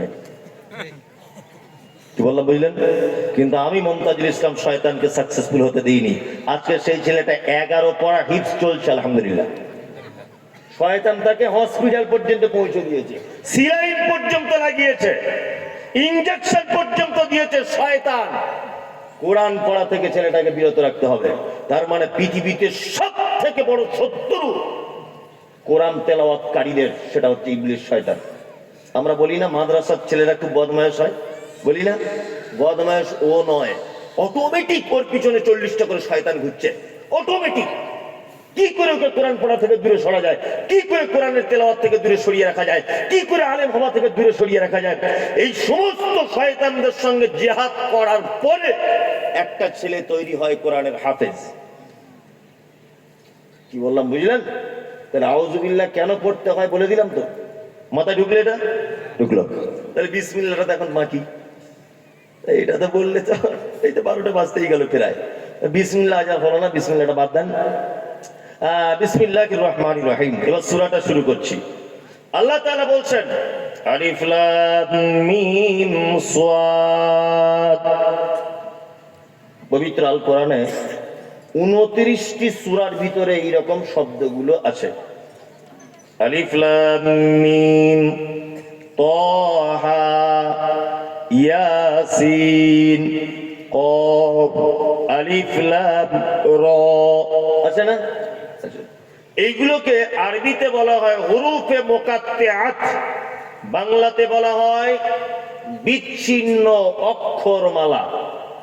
এই ব্যাপারে এর মানে মতলব কি আল্লাহ নবী সাল্লাল্লাহু আলাইহি ওয়াসাল্লাম কিছু বলেন নি, সাহাবায়ে কেরামগণ জিজ্ঞাসা করেননি।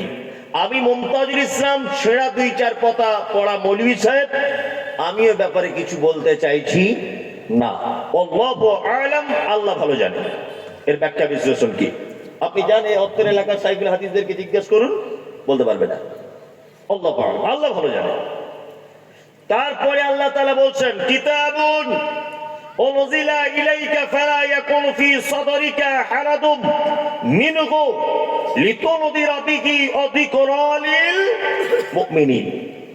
আল্লাহ মুহাম্মদ সাল্লাল্লাহু আলাইহি ওয়াসাল্লামকে বলছেন কিতাবুন, এটি একটি কিতাব, উনজিলা ইলাইকা, যেটা আপনার উপর অবতীর্ণ করা হয়েছে, ফালা ইয়াকুন ফি সাদরিকা হারাদুম মিনহু লিতুনদিরা বিহি ওয়া যিকরা লিল মুমিনিন। আপনি এর মাধ্যমে মানুষকে দ্বীনের দাওয়াত দিবেন, মানুষকে ভয় দেখাবেন। আর এই ভয় দেখাতে গিয়ে যদি কোনো বিপদের সম্মুখীন যদি হন, তাহলে আপনার মনে যেন কোনো সংকীর্ণতা যেন সৃষ্টি না হয়। যিকরা লিল মুমিনিন, আর মুমিনদের জন্য রয়েছে এই কিতাবের ভিতরে অসংখ্য উপদেশ, অসংখ্য কথা, মুমিনদের জন্য রয়েছে অসংখ্য বাণী। আল্লাহ তাআলা পবিত্র অত্র আয়াতে এই কথা বলছেন। তাহলে এটি একটি কিতাব অবতীর্ণ হয়েছে কার উপরে? কার উপরে? মুহাম্মদ সাল্লাল্লাহু আলাইহি ওয়াসাল্লামের উপরে। আল্লাহ নবীকে বলছেন আপনি এই কিতাব দিয়ে মানুষকে আপনি ভয় দেখান, এই কিতাব দিয়ে আপনি তাবলীগ করেন।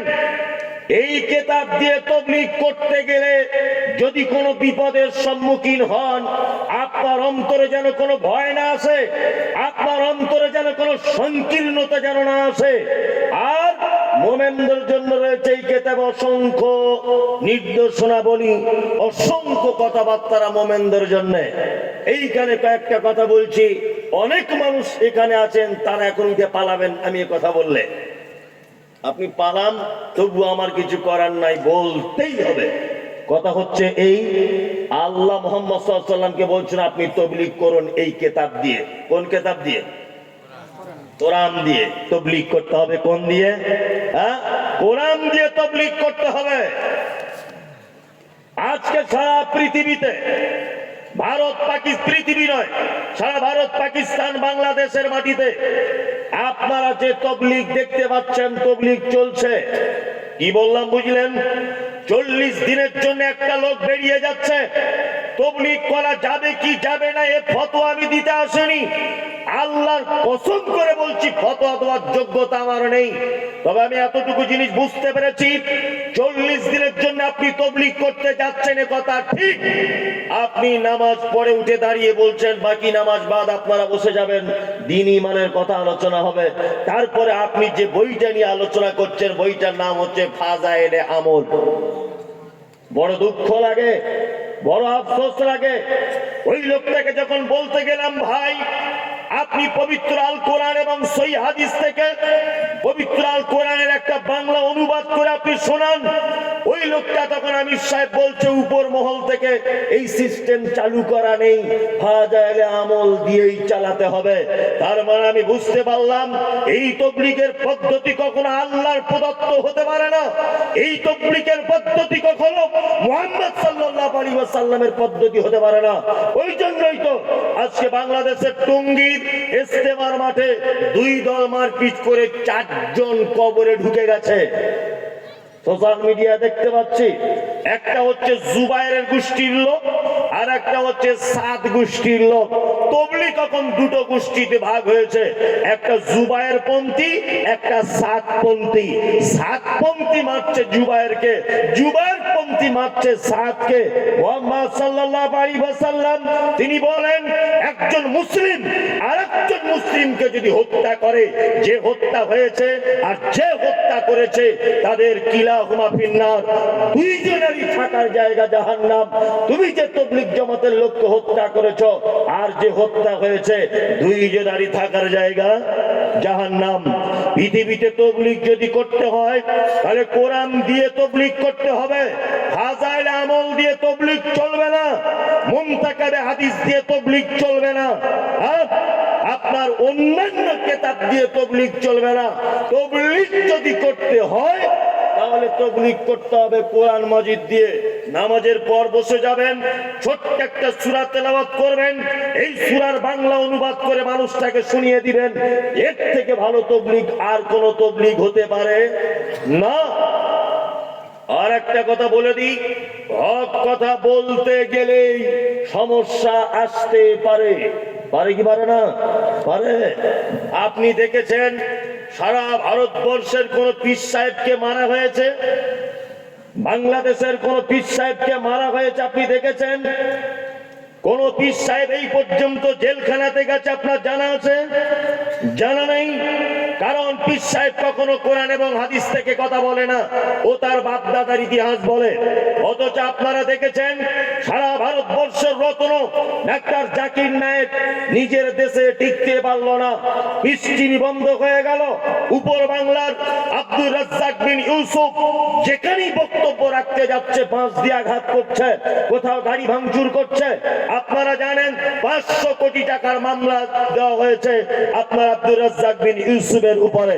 আপনারা জানেন মুজাফফর বিন মহসিন বাংলাদেশের একজন আলেম, তাকে জেল খাটতে হয়েছে।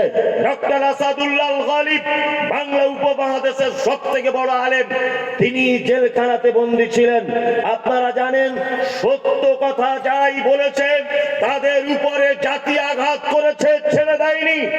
আজও পর্যন্ত যে সমস্ত আলেম ওলামারা বক্তব্যের মাঝে বক্তব্য রাখছে, বক্তব্য রাখার পরে সবাই নারে তাকবীর আল্লাহু আকবার দিয়ে তাকে গাড়িতে তুলে ফুলের মালা দিয়ে বাড়ি পাঠিয়ে দিচ্ছে, ভেবে নিতে হবে বক্তা এখনো পর্যন্ত সত্য কথা বলেনি। মুহাম্মদ সাল্লাল্লাহু আলাইহি ওয়াসাল্লামকে আল্লাহ তাআলা বলছেন, নবী আপনার কাছে যে কিতাব অবতীর্ণ করা হয়েছে আপনি মানুষকে দাঁড়াতে ভয় দেখান, ভয় দেখাতে গিয়ে সমস্যা হতে পারে, সমস্যা হলে আপনার মনে যেন কোনো ভয় ভীতি যেন কাজ না যেন করে। তার মানে আজও পর্যন্ত পবিত্র আল কোরআনের সঠিক কথা বললে মানুষ রেগে যাবে। যাবে কি যাবে না? যাবে।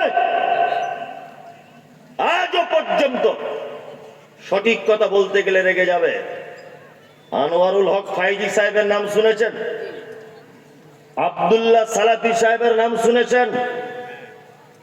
আসামে কোন এক মোনাজারা করতে গিয়ে, এটা আমার শোনা গল্প, আমি দেখিনি, শোনা গল্প বলা ঠিক নয়, তবু আমি ওনার মুখ থেকে শুনেছি ওই জন্য বলছি।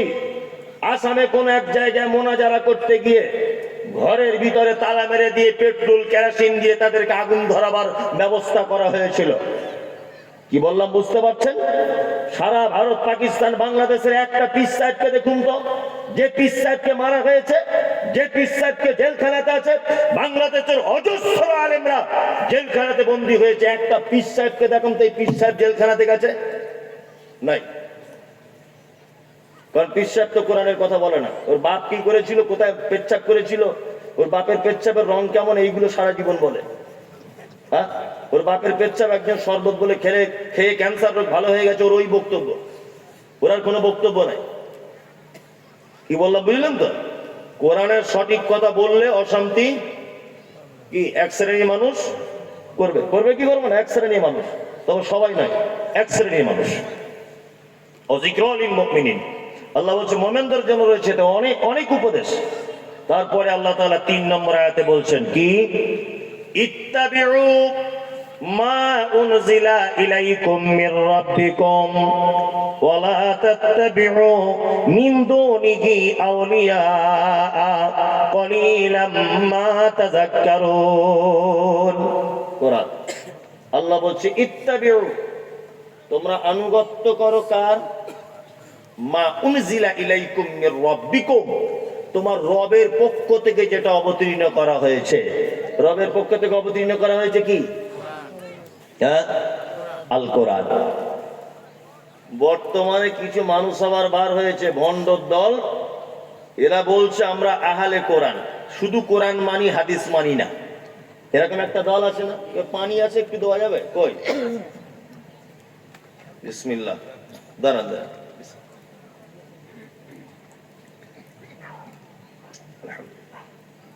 ভণ্ডর দল, এরা বলছে আমি শুধু কোরআন মানি, হাদিস মানি না। বলছে কি বলছেন? এক দল আছে না, নতুন করে বার হয়েছে, এদের দলিল এই আয়াতটা। দলিল এই আয়াত, ইত্তাবিউ মা উনজিলা ইলাইকুম মির রাব্বিকুম। আল্লাহ বলছে আনুগত্য করো রবের পক্ষ থেকে যেটা অবতীর্ণ করা হয়েছে, তাদের দলিল হিসাবে এইটা। এবার দেখুন তো আমি তাদের দলিলটা কেমন করে খণ্ডন করতে পারি।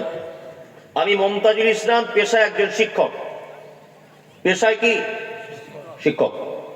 ইনি হচ্ছেন আমার ছাত্র, ধরে নেন, তাই তো? ওই যে চেয়ারে বসে আছেন একজন, এই দিকের মানুষটা, এই দিকেরটা, ওনার নাম আব্দুল্লাহ, ধরে নেন। উনি একজন এলাকার জ্ঞানী এবং খুব নামী মানুষ, ভালো করে বুঝবেন। এ আমার ছাত্র আব্দুল্লাহ এলাকার জ্ঞানী মানী মানুষ। আমি 2 মিনিটের জন্য আপনাকে তুমি বলে কথা বলছি, কিছু মনে করবেন না, বোঝানোর জন্য। ইনি আমার ছাত্র।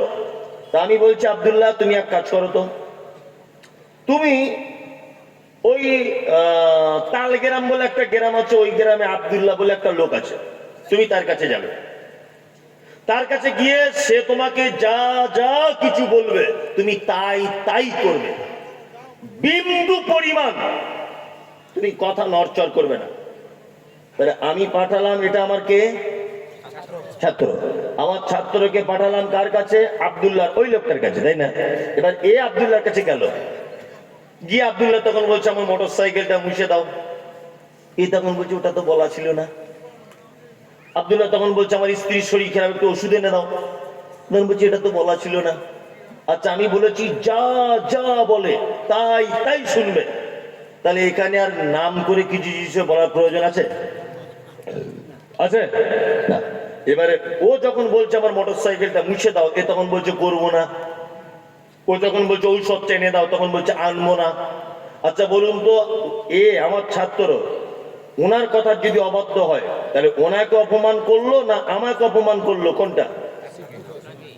হ্যাঁ, আমাকে, তাই না?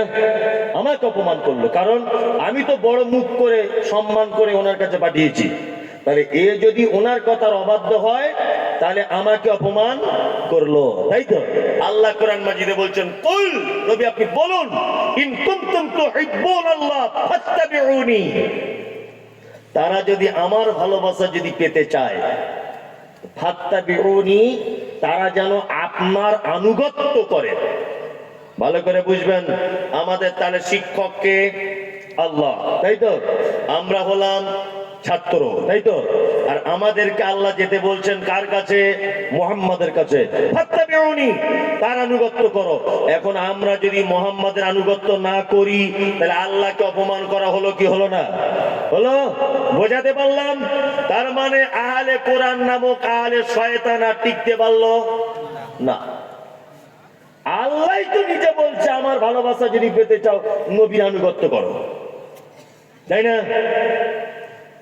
আমরা আবার এর ভিতরে অনেক গেঁড়া কল আছে। আমরা শুধু কোরআন হাদিস আর নবীকে মেনে নেবো তা নয়।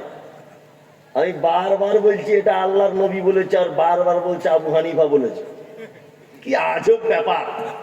আমি বারবার বলছি এ কথা আল্লাহর নবীর থেকে প্রমাণ পাওয়া যায় না, ও বলছে বারবার বড় হুজুর করেছে। আচ্ছা বলুন তো, বড় হুজুর কি ইসলামের প্রমাণ? প্রমাণ? এদের আবার একটা দলিল আছে, কি? ইয়া আইয়ুহাল্লাযীনা আমানু আতিউল্লাহ ওয়া আতিউর রাসূল ওয়া উলিল আমরি মিনকুম। এদের দলিল হচ্ছে এটা। আল্লাহ বলেছেন আনুগত্য করো কার? আল্লাহ। আনুগত্য করো কার? নবীর। ও উলিল আমরি মিনকুম, তোমাদের মধ্যে বর্তমানে যারা উলিল আমর আছে তোমরা তাদের কাছে ধর্মীয় ব্যাপারে কিছু জানতে যাও। ফাইন তানাযাতুম ফীহি শাইউন ফারুদ্দু ইলাল্লাহি ওয়া রাসূল, তারা যদি তোমার সমস্যার সমাধান করে দিতে না পারে তাহলে তোমরা ফেরত চলে এসো আল্লাহ এবং তার রাসূলের কাছে, এটাই তোমাদের জন্য কল্যাণ। এখানে একটা কথা বলে রাখছি, সেটা হচ্ছে এই বক্তব্যটা সবার পছন্দ হবে না আমি জানি, করাতের মতো লাগবে। তবে করাতের মতো লাগলেও কিছু করার নেই, এটা আমাকে বলতেই হবে, আপনাকে শুনতেই হবে। সেটা হচ্ছে পবিত্র আল কোরআনে আল্লাহ সুবহানাহু ওয়া তাআলা যত জায়গাতে উলি শব্দ ব্যবহার করেছেন, উলি শব্দটা হচ্ছে বহু বচন। আপনি আরবি ডিকশনারি খুলে দেখেন, আরবি আলেম ওলামারা যারা বসে আছেন আপনারা বুঝতে পারছেন উলি শব্দ বহু বচন, এক বচন নয়। দুই, পবিত্র আল কোরআনে যত জায়গাতে মিনকুম শব্দ ব্যবহার করা হয়েছে প্রতিটা জায়গাতে জীবিত মানুষদের জন্য মিনকুম শব্দ ব্যবহার করা হয়েছে। প্রমাণ আল্লাহ তাআলা বলছেন ফামান কানা মিনকুম মারিজান আও আলা সাফারিন ফাইদ্দাতুম মিন আইয়ামিন উখার। রমজান মাসের ভিতরে তোমাদের মধ্যে, ফামান কানা মিনকুম, তোমাদের মধ্যে যদি কেউ অসুখে পড়ে যায় তাহলে সে যেন দিনগুলো অন্য দিনে পূরণ করে দেয়। কেউ যদি মুসাফির অবস্থায় সফর করে সে যেন দিনগুলো অন্য দিনে পূরণ করে দেয়। আচ্ছা বলুন তো, আল্লাহ রমজান মাসের বর্তমানে যারা আছে এদের মধ্যে যারা অসুস্থ না যারা মরে গেছে অসুস্থ, কোনটা? বর্তমানে যারা আছে, তাই না? আল্লাহ তাআলা বলছেন উলিল আমরি মিনকুম, বর্তমানে তোমাদের ভিতরে জীবিত আছে যারা উলিল আমর, তাদের কাছে তোমরা যাও কোন সমস্যায় পড়ে গেলে। উলিল আমরের অনেক ব্যাখ্যা। উলিল আমর ওই লোক যার দ্বারাতে, যার কথাতে একটা সমাজের মানুষ তার কথা অনুযায়ী চলে, একটা রাজ্যের মানুষ তার কথা অনুযায়ী চলে, একটা অঞ্চলের মানুষ তার কথা অনুযায়ী চলে। এইরকম কোন একটা ধর্মীয় পণ্ডিতদের কাছে তোমরা যাও বর্তমানে যে বেঁচে আছে। এইবার আপনাদেরকে একটা কথা বলি, আল্লাহ নবী সাল্লাল্লাহু আলাইহি ওয়াসাল্লাম মারা গেছেন কত হিজরিতে? বলুন, জানা আছে? জানা নেই? ইয়েস, 11 হিজরিতে। উনি আলেম মানুষ ওই জন্য বলছেন 11 হিজরিতে, তাই তো? এবার আপনাকে একটা প্রশ্ন করি, ইমাম আবু হানিফা জন্ম হয়েছেন কত হিজরিতে? 80 হিজরি। কত? 80 হিজরি। তাহলে আল্লাহর নবী 11 হিজরিতে মারা গেলেন, তাহলে নবীজির কত বছর পর আবু হানিফার জন্ম? 69 বছর, তাই না? এবার আপনাদের কাছে আমার প্রশ্ন, নিশ্চয় মায়ের পেট থেকে তিনি ইমাম হননি, পড়াশোনা করতে হয়েছে। আমি যুক্তি তর্কের খাতিরে ধরে নিলাম 10 বছরে ইমাম হয়েছেন, 10 বছরে ধরে নেন। তাহলে আল্লাহ নবী মারা যাবার পর ইমাম হওয়া পর্যন্ত কত বছর লাগলো? 79 বছর, তাই তো? এবার আপনাকে বলি, 150 হিজরিতে ইমাম আবু হানিফা মারা গেছেন, 150 হিজরিতে জন্মগ্রহণ করেছেন ইমাম শাফি। এইভাবে 360 হিজরির ভিতরে সমস্ত ইমামগণ, সমস্ত আইম্মায়ে কেরামগণ পৃথিবী থেকে চলে গেছেন। কি বললাম বুঝলেন?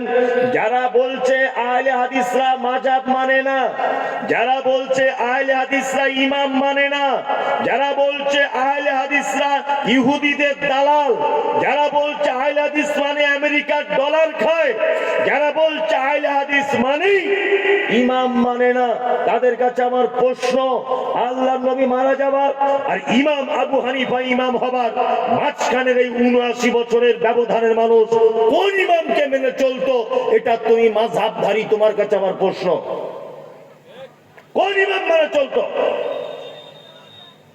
নাম্বার ২, ৩৬০ হিজরির ভিতরে সমস্ত ইমায়ে কেরাম পৃথিবী থেকে চলে গেছেন, কখনো পর্যন্ত মাযহাব আবিষ্কার হয়নি। তারও ১৫০ বছর পরে মাযহাব নামক জিনিসের আবিষ্কার হয়েছে। তার মানে মুহাম্মদ সাল্লাল্লাহু আলাইহি ওয়াসাল্লামের মারা যাবার ৪৫০ বছর পর মাযহাবের জন্ম হয়েছে।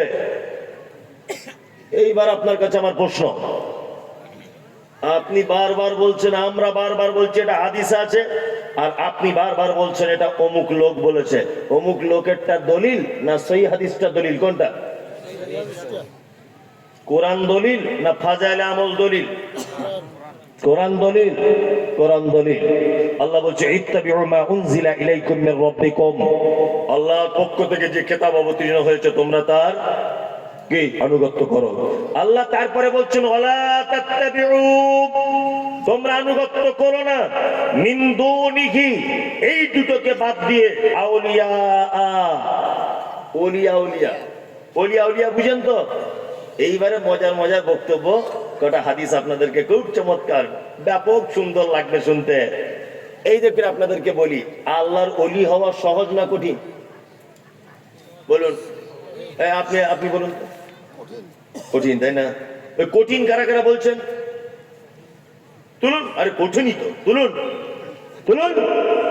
মানুষ দু নৌকায় পা দিয়ে আছে, সালা যদি গোলমাল হয়ে যায় পড়ে যাবে, তাই না? মনে মনে ভাবছেন না? আপনি বলুন তো চাচা, আল্লাহর ওলি হওয়া কি? আল্লাহর ওলি হওয়া সহজ না কঠিন? আল্লাহর ওলি হওয়া কি? আমরা সবাই জানি কঠিন কঠিন। ও আর থাকতে পারলো না, যে বারবার যখন হো করছে বলেই দিই, লাগে লাগে জাগে যাবে, যা কিছু তো একটা হবে, তাই না? আল্লাহর ওলি হওয়া সব থেকে জলের মতো সহজ, কিন্তু আমাদেরকে আল্লাহর ওলি হওয়ার ব্যাপারে এমন করে বোঝানো হয়েছে, মানে সাংঘাতিক ব্যাপার। কেমন করে বোঝানো হয়েছে? ও বন্ধুরে আমার, অমুক জায়গাতে একটা আল্লাহর ওলি ছিল, ৩০ বছর বিয়ে করেনি, জঙ্গলে বাস করতো, ৩০ বছর, বড় বড় তার গোপ, মাথার চুলগুলো বড় বড়, জীবনে বিরাজ করতো না, মাথায় সব ভিতরে উকুন হয়ে গেছে, একটা ঠ্যাং তার গাছের উপরে এরকম ভাবে টাঙানো থাকতো। এত বড় আল্লাহর ওলি, জীবনে মেয়ে ছেলেদের মুখ দেখেনি, ও হচ্ছে পাকা শয়তান। ওলি হবে কেন? শয়তানও পাকা, পাকা শয়তান, তাই না? হ্যাঁ, এবার আপনাদেরকে বলি, আল্লাহর ওলিদের ঘটনা বলা হয়। বন্ধুরে আমার, অমুক জায়গাতে একটা আল্লাহর ওলি ছিল। আল্লাহর ওলি সুন্দরবনে বেড়াতে গেছেন, নৌকায় করে নদীতে ঘুরছেন, হঠাৎ করে সুন্দরবনের একটা বাঘ এসে নৌকায় ঝাঁপ দিয়ে দিল। আল্লাহর ওলি তখন বলছে একটা বিয়াদব, আমি আল্লাহর ওলি। তখন বাঘ বলছে হুজুর ভুল হয়ে গেছে, মাফ করে দেন। বাঘ চলে গেল জঙ্গলে, হুজুর চলছেন নদীতে নৌকা নিয়ে, চলতে চলতে বাঘ তখন নৌকার নদীর মাঝখানে দাঁড়িয়ে হাত জোর করে বলছে হুজুর ভুল হয়ে গেছে, মাফ করে দেন। আচ্ছা বলুন তো, বাঘ কোনোদিন নদীর মাঝখানে হাত জোর করে দাঁড়াতে পারে? গাঁজাখোর, মিথ্যুক, মানে ডেট ফেল গাঁজা খায় এরা। কি বুঝতে পারছেন? কিছু গাঁজার তো ডেট থাকে, মানে ডেট ফেল গাঁজা খায়। আশ্চর্য ব্যাপার। এইসব বক্তব্য দেয় আর বলে আল্লাহর ওলি। আর ওলি যত দেখবেন সব বাংলাদেশে।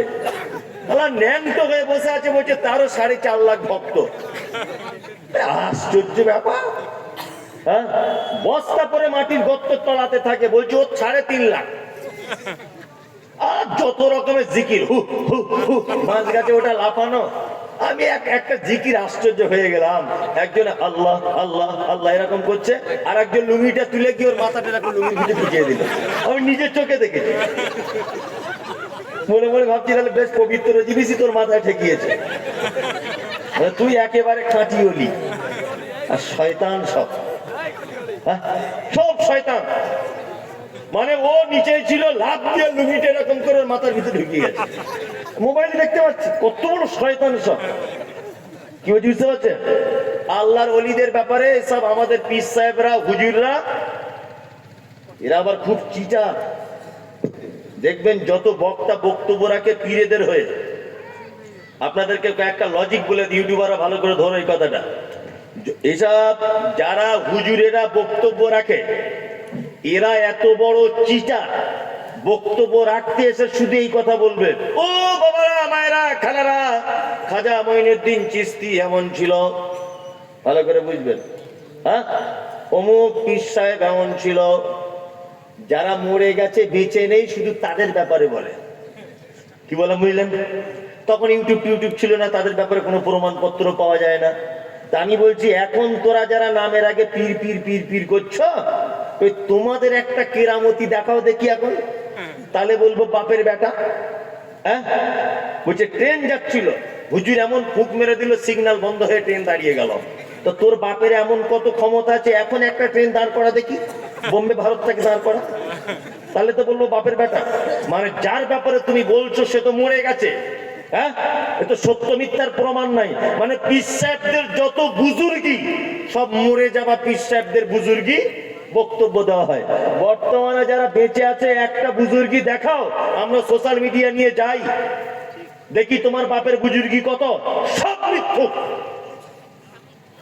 একজনা বলছে, হুজুর আপনি এমনি পীরের ব্যাপারে, ভণ্ড পীরদের ব্যাপারে বলুন, ভালো পীরদের ব্যাপারে বলছেন কেন? আমি তখন বলেছি, পায়খানার আবার কোয়ালিটি হয়, গাধা কোথাকারে। কোটিপতি লোকের পায়খানার সেন্ট ভালো, আর রিক্সা চালকের গন্ধ এরকম ব্যাপার আছে? পীর মানেই তো ভণ্ড। এর আবার ভণ্ড, কানার রাতই বাকি দিনই বাকি। কানার তো আবার দিন রাতের কি ভাগ করার আছে? ও সবই এক। বলছে ভণ্ডদের ব্যাপারে বলুন, সব তো ভণ্ড। আশ্চর্য ব্যাপার। এইসব বক্তব্য রাখি, লোকে আমার গাড়িতে বোম মারে। দেখেছেন তো আপনার মিডিয়া, দেখেনি সোশ্যাল মিডিয়া? হাওড়া জেলাতে বোম মেরে দিয়েছে। আজকে যে এখান থেকে কি করে বাড়ি যাবো মনে মনে ভাবছি, ধরবে কিনা আমার। কমিটির ছেলেরা আছে, এরা আমাকে দিয়ে আসবে কুশমণি পর্যন্ত। হ্যাঁ, কোনো সমস্যা নেই, কুশমণি পর্যন্ত আমাকে দিতে হবে না, তো আমার খুব ভয়, বিশ্বাস নাই। কি বলা বুঝলেন? সবাইকে পারা যাবে, এদের পারা যাবে না, কারণ ব্যবসায় ঘাটা পড়ছে। তাবিজের ব্যবসা আমরা তো ভাঙতে শুরু করেছি আস্তে আস্তে। কি বলা বুঝলেন না? ইয়া নবী সালাম আলাইকা দিন আর নাই এখন। এখন শুধুমাত্র তৌহিদের পতাকা উঠবে ইনশাআল্লাহ। সহিহ হাদিস এবং কোরআন ছাড়া বক্তব্যের ময়দানে আর কোনো বক্তব্য চলবে না ইনশাআল্লাহ। কোন গাঁজাখড়ি গল্প, কোন পীর হুজুর আল্লাহ আমাদের গল্প দিয়ে জলসা চলবে না। শুধু সারা বাংলাতে সহিহ হাদিস এবং কোরআন দিয়ে দিনের কাজ হবে ইনশাআল্লাহ। কোন পীর ফকির দিয়ে আমরা ইসলামকে জানতে চাই না, এখন ইসলাম দিয়ে জানবো অরিজিনাল পীর কিনা। এই আমরা অনেক সময় অলৌকিক ঘটনা শুনি, আল্লাহর ওলিদের শুনি না? হ্যাঁ, কি অলৌকিক ঘটনা? বন্দরে আমার অমুক জায়গায় একটা পীর সাহেব ছিল। যে পীর সাহেব ছিল, কি হয়েছে? বলছে বাংলাদেশে একটা ছেলের গলায় কাঁটা ফুটেছে। বাংলাদেশ থেকে পায়ে হেঁটে ইন্ডিয়ায় চলে এসেছে। হুজুরকে বলছে, হুজুর তো বলছে কি? বলছে বেটার ট্যাংরা মাছের কাঁটা ফুটেছে। পীর সাহেব তখন বলছে চোখ বন্ধ করো। মুড়ির চোখ বন্ধ করে দিল। বলছে যা, তোর বেটার কাঁটা বার হয়ে গেছে। এ তখন বলছে মুড়িদ কি করে বার করলে? বলছে এখান থেকে হাত ঢুকিয়ে দিলাম তোর বেটার গালে। আচ্ছা বলুন তো, ভারত থেকে বাংলাদেশে হাত ঢোকাতেও পারে? হাত কত বড় চিটা! সব ডেট ফেল খেয়েছে, সব ডেট ফেল, গাঁজাখোর পুরো মিথ্যুক। আচ্ছা, আল্লাহর ওলিদের যদি ঘটনা শুনতেই হয়, হাদিসে চমৎকার চমৎকার আশ্চর্য অলৌকিক ঘটনা আছে না নেই? আছে। আমরা আল্লাহর ওলি বলতে বুঝি তাদের জীবনে অলৌকিক ঘটনা পাওয়া যায়, তাই না? সাহাবীদের জীবনে অলৌকিক ঘটনা নেই? বলবো, বলি এক। মজা লাগবে খুব। হযরত আবু হুরায়রার নাম শুনেছেন? শুনেছেন না? সব থেকে বেশি হাদিস বর্ণনা করেছেন কোন সাহাবী? আবু হুরায়রা। সব থেকে অল্প সময় আল্লাহর নবীর সঙ্গে কাটিয়েছেন কোন সাহাবী? আবু হুরায়রা। কে? আবু হুরায়রা। আবু হুরায়রা ঈমান নিয়ে এসেছে আসহাবে সুফফাতে থাকতেন। কি বললাম বুঝলেন? আসহাবে সুফফাদের নির্দিষ্ট কোনো খাবার দাবার ছিল না, কোনো নির্দিষ্ট খাবার ছিল না। কেউ যদি হাদিয়া দিয়ে যেত তা আসহাবে সুফফার লোকেরা খেত। তো হযরত আবু হুরায়রা বলছেন, একদিন এত খিদে লেগেছে আমি সহ্য করতে না পেরে রাস্তাতে বেরিয়ে পড়লাম। ধুলোবালি মাখা অবস্থাতে আবু হুরায়রা আছেন কোথায়? আর রাস্তাতে। মনে মনে ভাবছেন যে অন্য কোন লোকের সঙ্গে দেখা হলে আমার যে 2-3 দিন খাওয়া হয়নি এইটা দেখে অন্তত সে বুঝতে পেরে যাবে যে আমি ক্ষুধার্ত। আল্লাহ নবী সাহাবীরা ডাইরেক্ট চাইতে পারতেন? পারতেন না। আবু হুরায়রা মনে মনে ভাবতেন, তাহলে কেউ যদি এই রাস্তা দিয়ে আসে তাহলে একটা কৌশল করব, তাকে কিছু জিজ্ঞেস করব, সে আমার সঙ্গে কথা বলবে, আর আমার যে 2-3 দিন খাওয়া হয়নি এটা দেখে বুঝতে পেরে যাবে আর আমাকে খাওয়ার কথা বলবে। রাস্তা দিয়ে আসছেন কে? রাস্তা দিয়ে আসছেন হযরতে আবু বকর সিদ্দিক রাদিয়াল্লাহু তাআলা আনহু। হযরতে আবু বকর আসছেন আর আবু হুরায়রা বসে থেকে গিয়ে বলছেন, ওগো ভাই আবু বকর, কোরআনের এই আয়াতটা কোথায় আছে তুমি কি জানো? হযরত আবু বকর কোরআনের আয়াতটা বলে দিলেন, বলার পরে তিনি চলে গেলেন। আস্তে আস্তে করে হযরত আবু হুরায়রা ভাবছেন, তাহলে আমি হয়তো একে বোঝাতে পারলাম না। তারপরে ওই রাস্তা দিয়ে আসছে কে? ওই রাস্তা দিয়ে আসছে হযরতে ওমর ফারুক রাদিয়াল্লাহু তাআলা আনহু। হযরত আবু হুরায়রা বলছেন, ভাই ওমর, কোরআনের এই আয়াতটা কোথায় আছে তুমি কি জানো? হযরত ওমর কোরআনের আয়াত বললেন আর চলে গেলেন। আবু হুরায়রা ভাবছেন, আমার কথা আবু বকর বুঝলো না, ওমর বুঝলো না, কেউ বুঝলো না, তাহলে মনে হয় আমার আর ক্ষুধা মিটবে না। মনটা খারাপ করে বসে আছে রাস্তা থেকে আবু হুরায়রা। এইবার ওই রাস্তা দিয়ে আসছেন বিশ্ব নবী জনাবে রাসূলুল্লাহ সাল্লাল্লাহু আলাইহি ওয়াসাল্লাম। রাস্তা দিয়ে এসেছেন, আবু হুরায়রাকে দেখি মুচকে হাসলেন। আবু হুরায়রা, কি ব্যাপার, খুব ক্ষুধা লেগেছে না? আল্লাহ রাসূল, হ্যাঁ খুব ক্ষুধা লেগেছে। আল্লাহ রাসূল বলছেন, আবু হুরায়রা চলো আমার সাথে, চলো আমার সাথে চলো। হযরত আবু হুরায়রা বলছেন, আল্লাহর নবী হাঁটছেন আর আমি নবীজির পিছনে পিছনে হাঁটছি। আল্লাহ রাসূল বাড়ির ভিতরে গেলেন, আমাকে ঢোকার অনুমতি দিলেন, আমি বাড়ির ভিতরে ঢুকলাম। আল্লাহর নবী আমার দিকে তাকিয়ে বললেন, আবু হুরায়রা, আরে বরকতের খানা বাড়িতে হাদিয়া এসেছে, খাবারের কোনো অসুবিধা নেই। কি বরকতের খাবার? 1 পেয়ালা দুধ। কি? 1 পেয়ালা দুধ। আবু হুরায়রা মনে মনে ভাবছেন যে সামান্য 1 পেয়ালা দুধ, 3 দিন আমার খাওয়া হয়নি, তো পেটের এক কোনায় পড়ে থাকবে, মনে মনে ভাবছেন।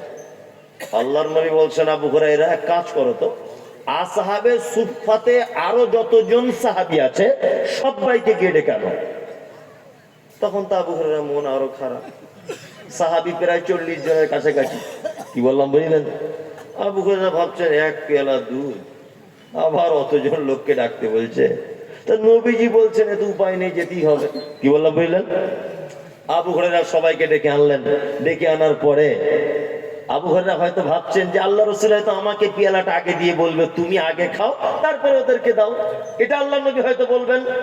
কিন্তু না, আল্লাহর নবী বললেন, আবু হুরায়রা তুমি পেয়ালাটা হাতে নাও। আবু হুরায়রা পেয়ালা হাতে নিয়েছেন। বিশ্ব নবী বলছেন, আবু হুরায়রা, যতজন সাহাবী আছে তুমি এক ধার থেকে দুধ পান করাতে শুরু করে দাও।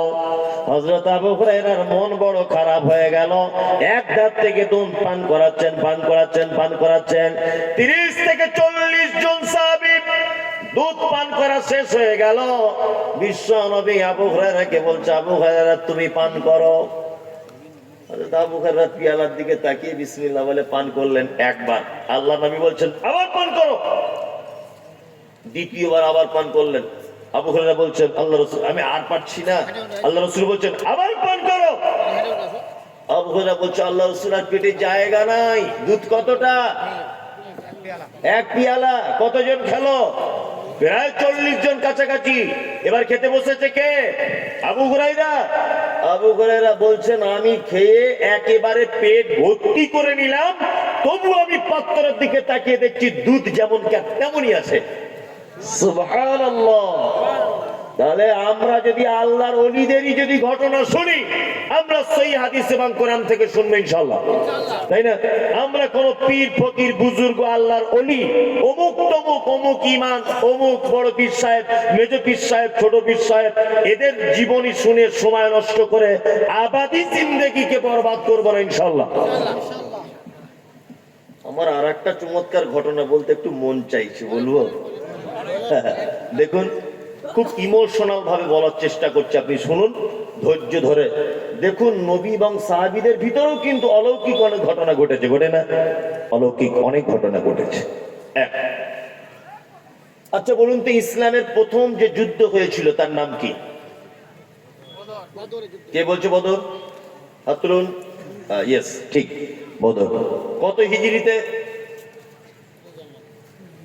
কত? চাকাজাম 2 হিজরি। কত? 2।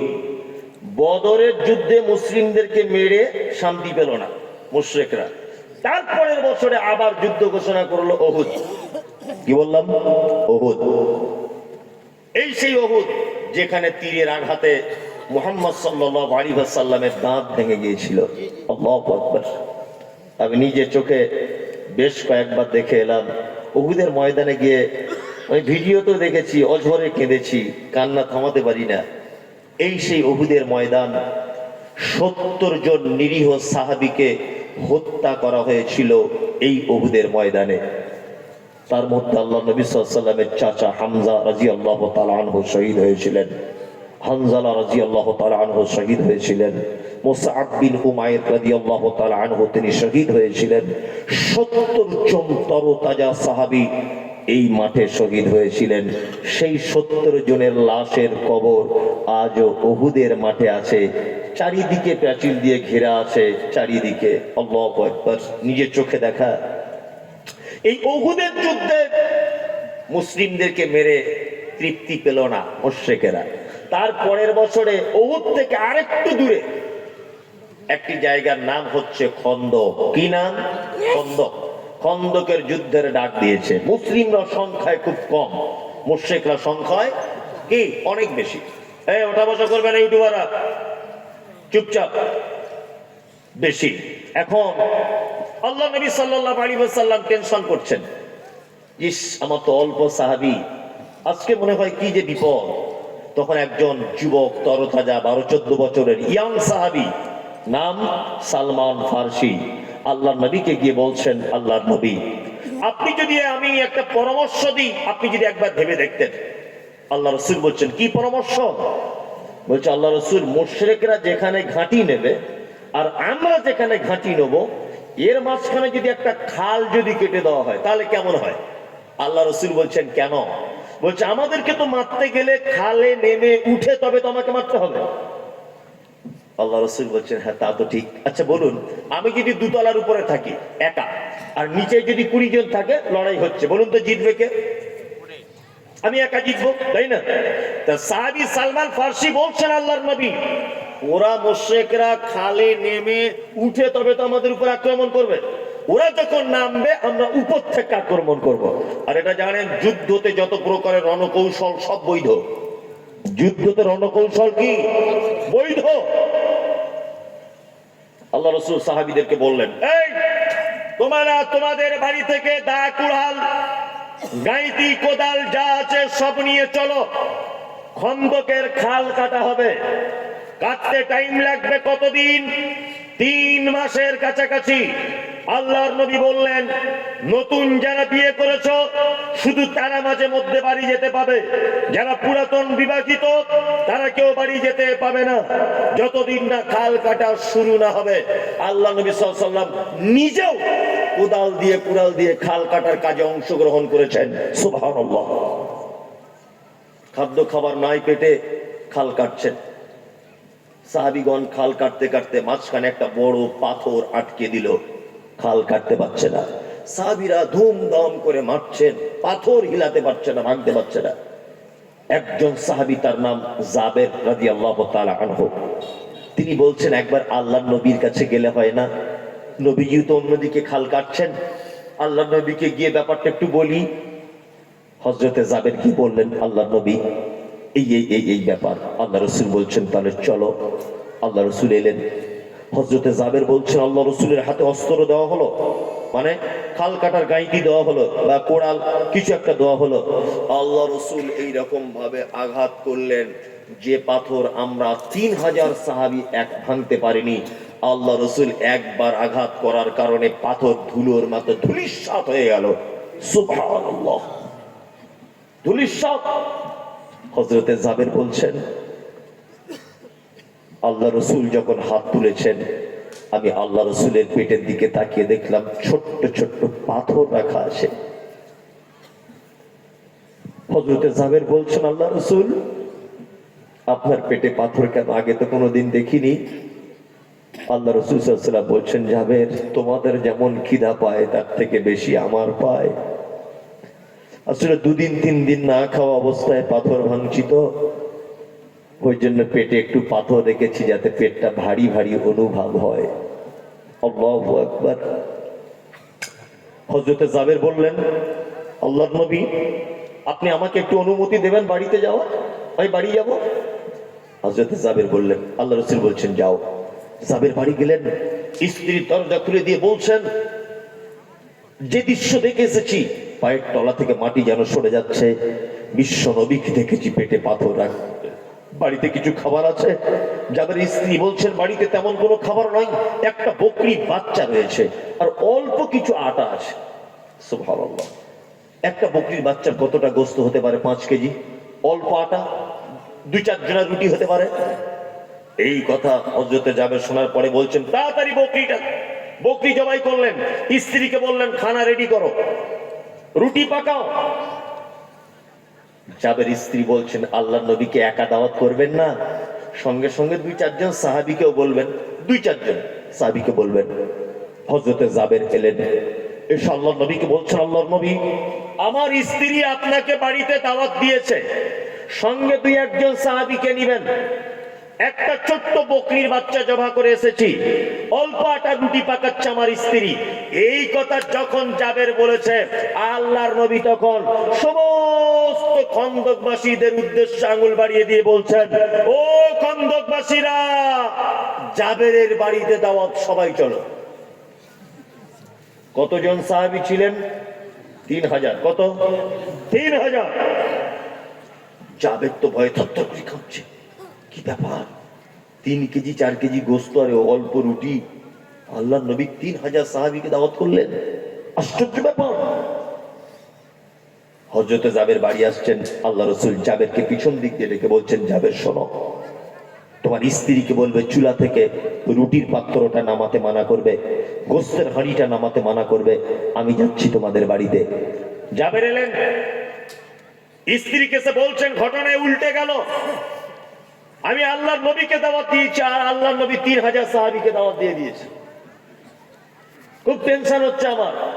ওই জন্য আমি বলি যে বিয়ে করতে গেলে একটু বুদ্ধিমতী মেয়ে দেখে বিয়ে করা উচিত।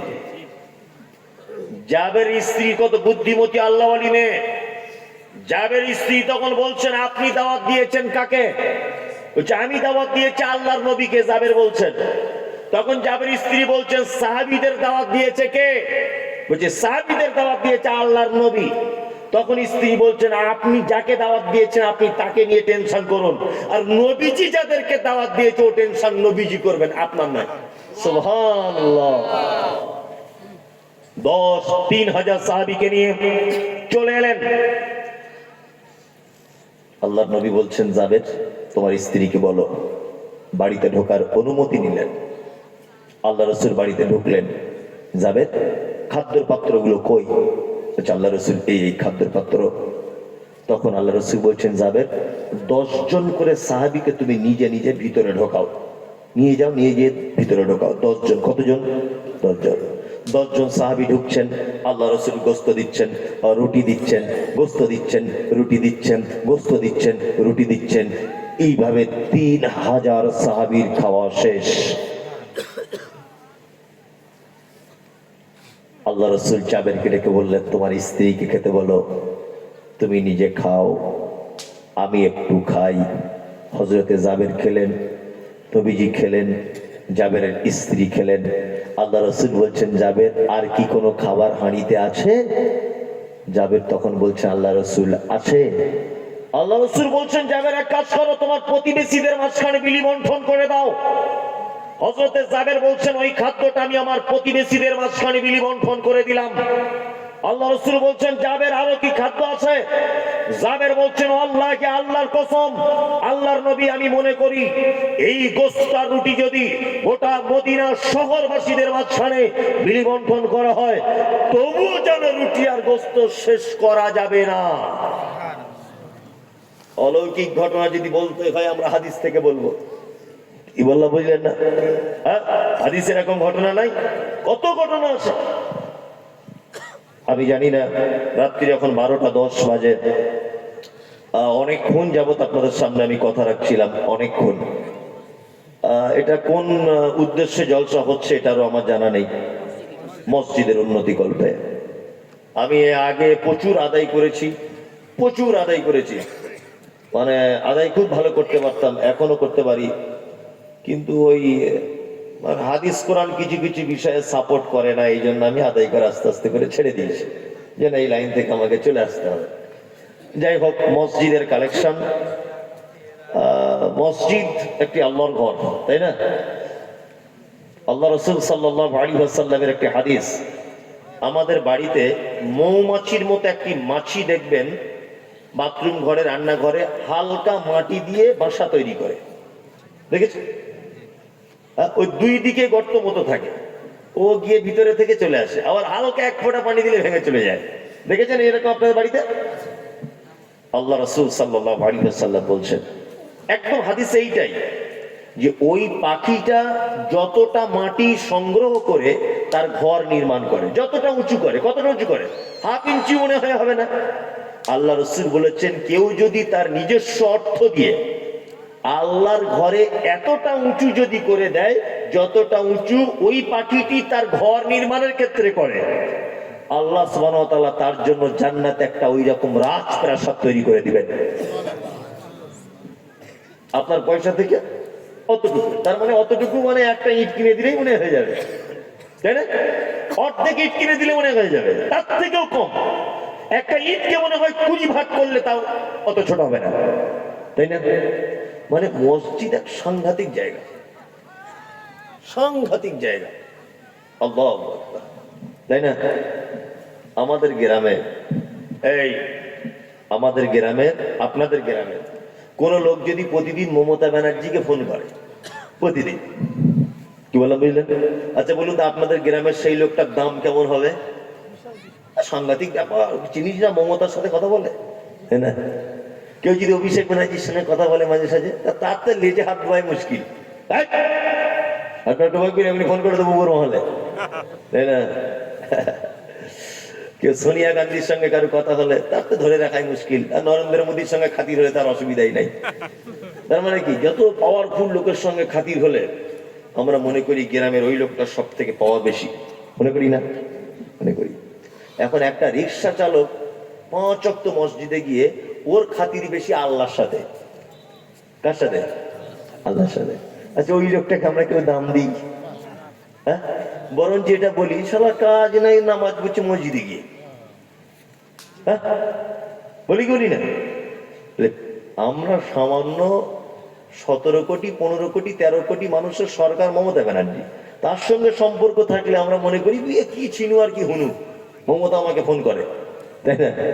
অথচ সারা পৃথিবীর নবমণ্ডল, ভূমণ্ডল যা কিছু আছে সবার মালিককে আল্লাহ। একজন গরিব, অসহায়, দুস্থ রিক্সা চালক, ফুচকাওয়ালা, মাছ বিক্রেতা, এরকম একটা গরিব, কানা, কুঁজো, অন্ধ 5 ওয়াক্ত মসজিদে গিয়ে আল্লাহকে ডাকে, আল্লাহর সঙ্গে তার বন্ধুত্ব সম্পর্ক, তার কার সাথে? আল্লাহর সাথে। এই লোকটাকে কেউ দাম দেয়? হ্যাঁ, দেয়। এখন সমাজ এমন একটা জায়গায় পৌঁছে গেছে, ওই লোকটা যদি টাকা না থাকে তো এরকম স্টেজে বসার ক্ষমতা নেই, ওকে নামিয়ে দেবে হাত ধরে, এই তুমি কি বলছো বেরো। অথচ ওই লোকটা গ্রামের সব থেকে বেশি তাহাজ্জুদ গুজারি মানুষ, তাই না? আল্লাহু আকবার।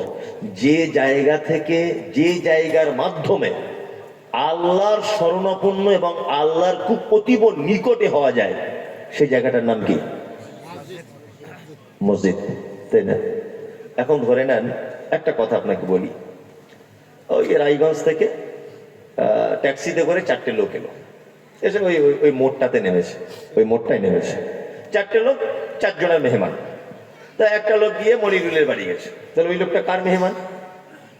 মনিরুলের মেহমান। আরেকজনে গিয়ে জিসানের বাড়ি গেছে, তো ও কার মেহমান? সবাই বলবে জিসানদের মেহমান, তাই না? আরেকজন গিয়ে মুর্শেদদের বাড়ি গেছে, সবাই কি বলবে? মুর্শেদের মেহমান। আর একটা লোক এখন এসেছে, মসজিদে ঢুকেছে হঠাৎ, বলুন তো ও কার মেহমান? আল্লাহু আকবার। যে ঘরে ঢুকে গেলে রবের মেহমানের উপাধি পাওয়া যায়, এ কি চারটিখানি বড় কথা? আমার বাড়িতে আপনি গেলেন, আমি মমতাজুলের লোক, ওর বাড়িতে আমি গেলাম আশরাফুলের লোক, তাই না? ওর বাড়িতে আমি গেলাম ও শফিকুলের লোক। আর আমি যখন মসজিদে ঢুকে গেলাম, হ্যাঁ, আমি আল্লাহর মেহমান, তাই না? যে জায়গায় পৌঁছে গেলে আল্লাহর মেহমানের উপাধি পাওয়া যায়, এ কি কোন বড় জায়গা এটা? আপনি ভাবতে পারছেন এটা কোন জায়গা? আল্লাহু আকবার। সেই মসজিদ আল্লাহর ঘরের জন্য আপনাদের কাছে কালেকশন করা হচ্ছিল, জোর জবরদস্তি নয়, ইচ্ছা করে, খুশি করে, খুব স্বতঃস্ফূর্ত ভাবে, আনন্দ হাসি মুখ নিয়ে আপনি বলুন যে আমার পক্ষ থেকে আমি 1,000 টাকা আমি মসজিদে দিলাম। একটা লোক বলুন তো দেখি, আপনি দিয়েছেন হায়দার মৌলভী সাহেবের কাছে, একটা আমি দেখতে চাইছি আর কি, যে আপনার কেমন মসজিদের প্রতি টান আছে। কেউ নেই রাতের বেলা এখানে? যদি আমাকে কমিটি বলেনি একবার যে আদায় করবেন, কালেকশন করবেন, এটা আমার মানবিক দায়িত্ব মনে করলাম যে আমি তো শেষ করে দেবো, তা বলি যদি মানুষ দেয়। একটা লোক, আপনি কাশ্মীরে থাকেন শুনলাম, দামি জায়গায়, এই তো একজন দিল, মাশাআল্লাহ, এবার 2,000 দিল। না আমি তাহলে চাইতে ভুল করলাম আসলে তাই। ও আচ্ছা, ঠিক আছে, আমি কাশ্মীরে যাবো বেড়াতে। কাশ্মীরে কারা আছো আমাকে একটা নাম্বার দিও, আমি যাবো বেড়াতে। হ্যাঁ ঠিক আছে। আর কেউ আছেন ভাই? একটা লোক, জি নাই দিবেন তো দেন, আমি জোর জবরদস্তি করছি না, আপনি এমনি দেন খুশি করে। কেউ আছেন? আপনি 1,000 টাকা না পারেন অন্তত 500 টাকাটা বলেন যে আমি 500 টাকা দিলাম বা 1,000 টাকা দিলাম। কাশ্মীর, সব কাশ্মীরের লোক আসছে নাকি? কাশ্মীর কত? 2,000। কাশ্মীরের 2,000। কাশ্মীর, আমি কিন্তু যাবো কাশ্মীরে। আচ্ছা, হ্যাঁ কাশ্মীর, আর কে আছে? কাশ্মীর, আরে আপনি দেখিয়ে দেন যে ও আছে, তবেই তো ধরা পড়বে। আপনি বলে দেন যে ও, আসুন। তুমি আসমানে থাকো প্রভু, আমি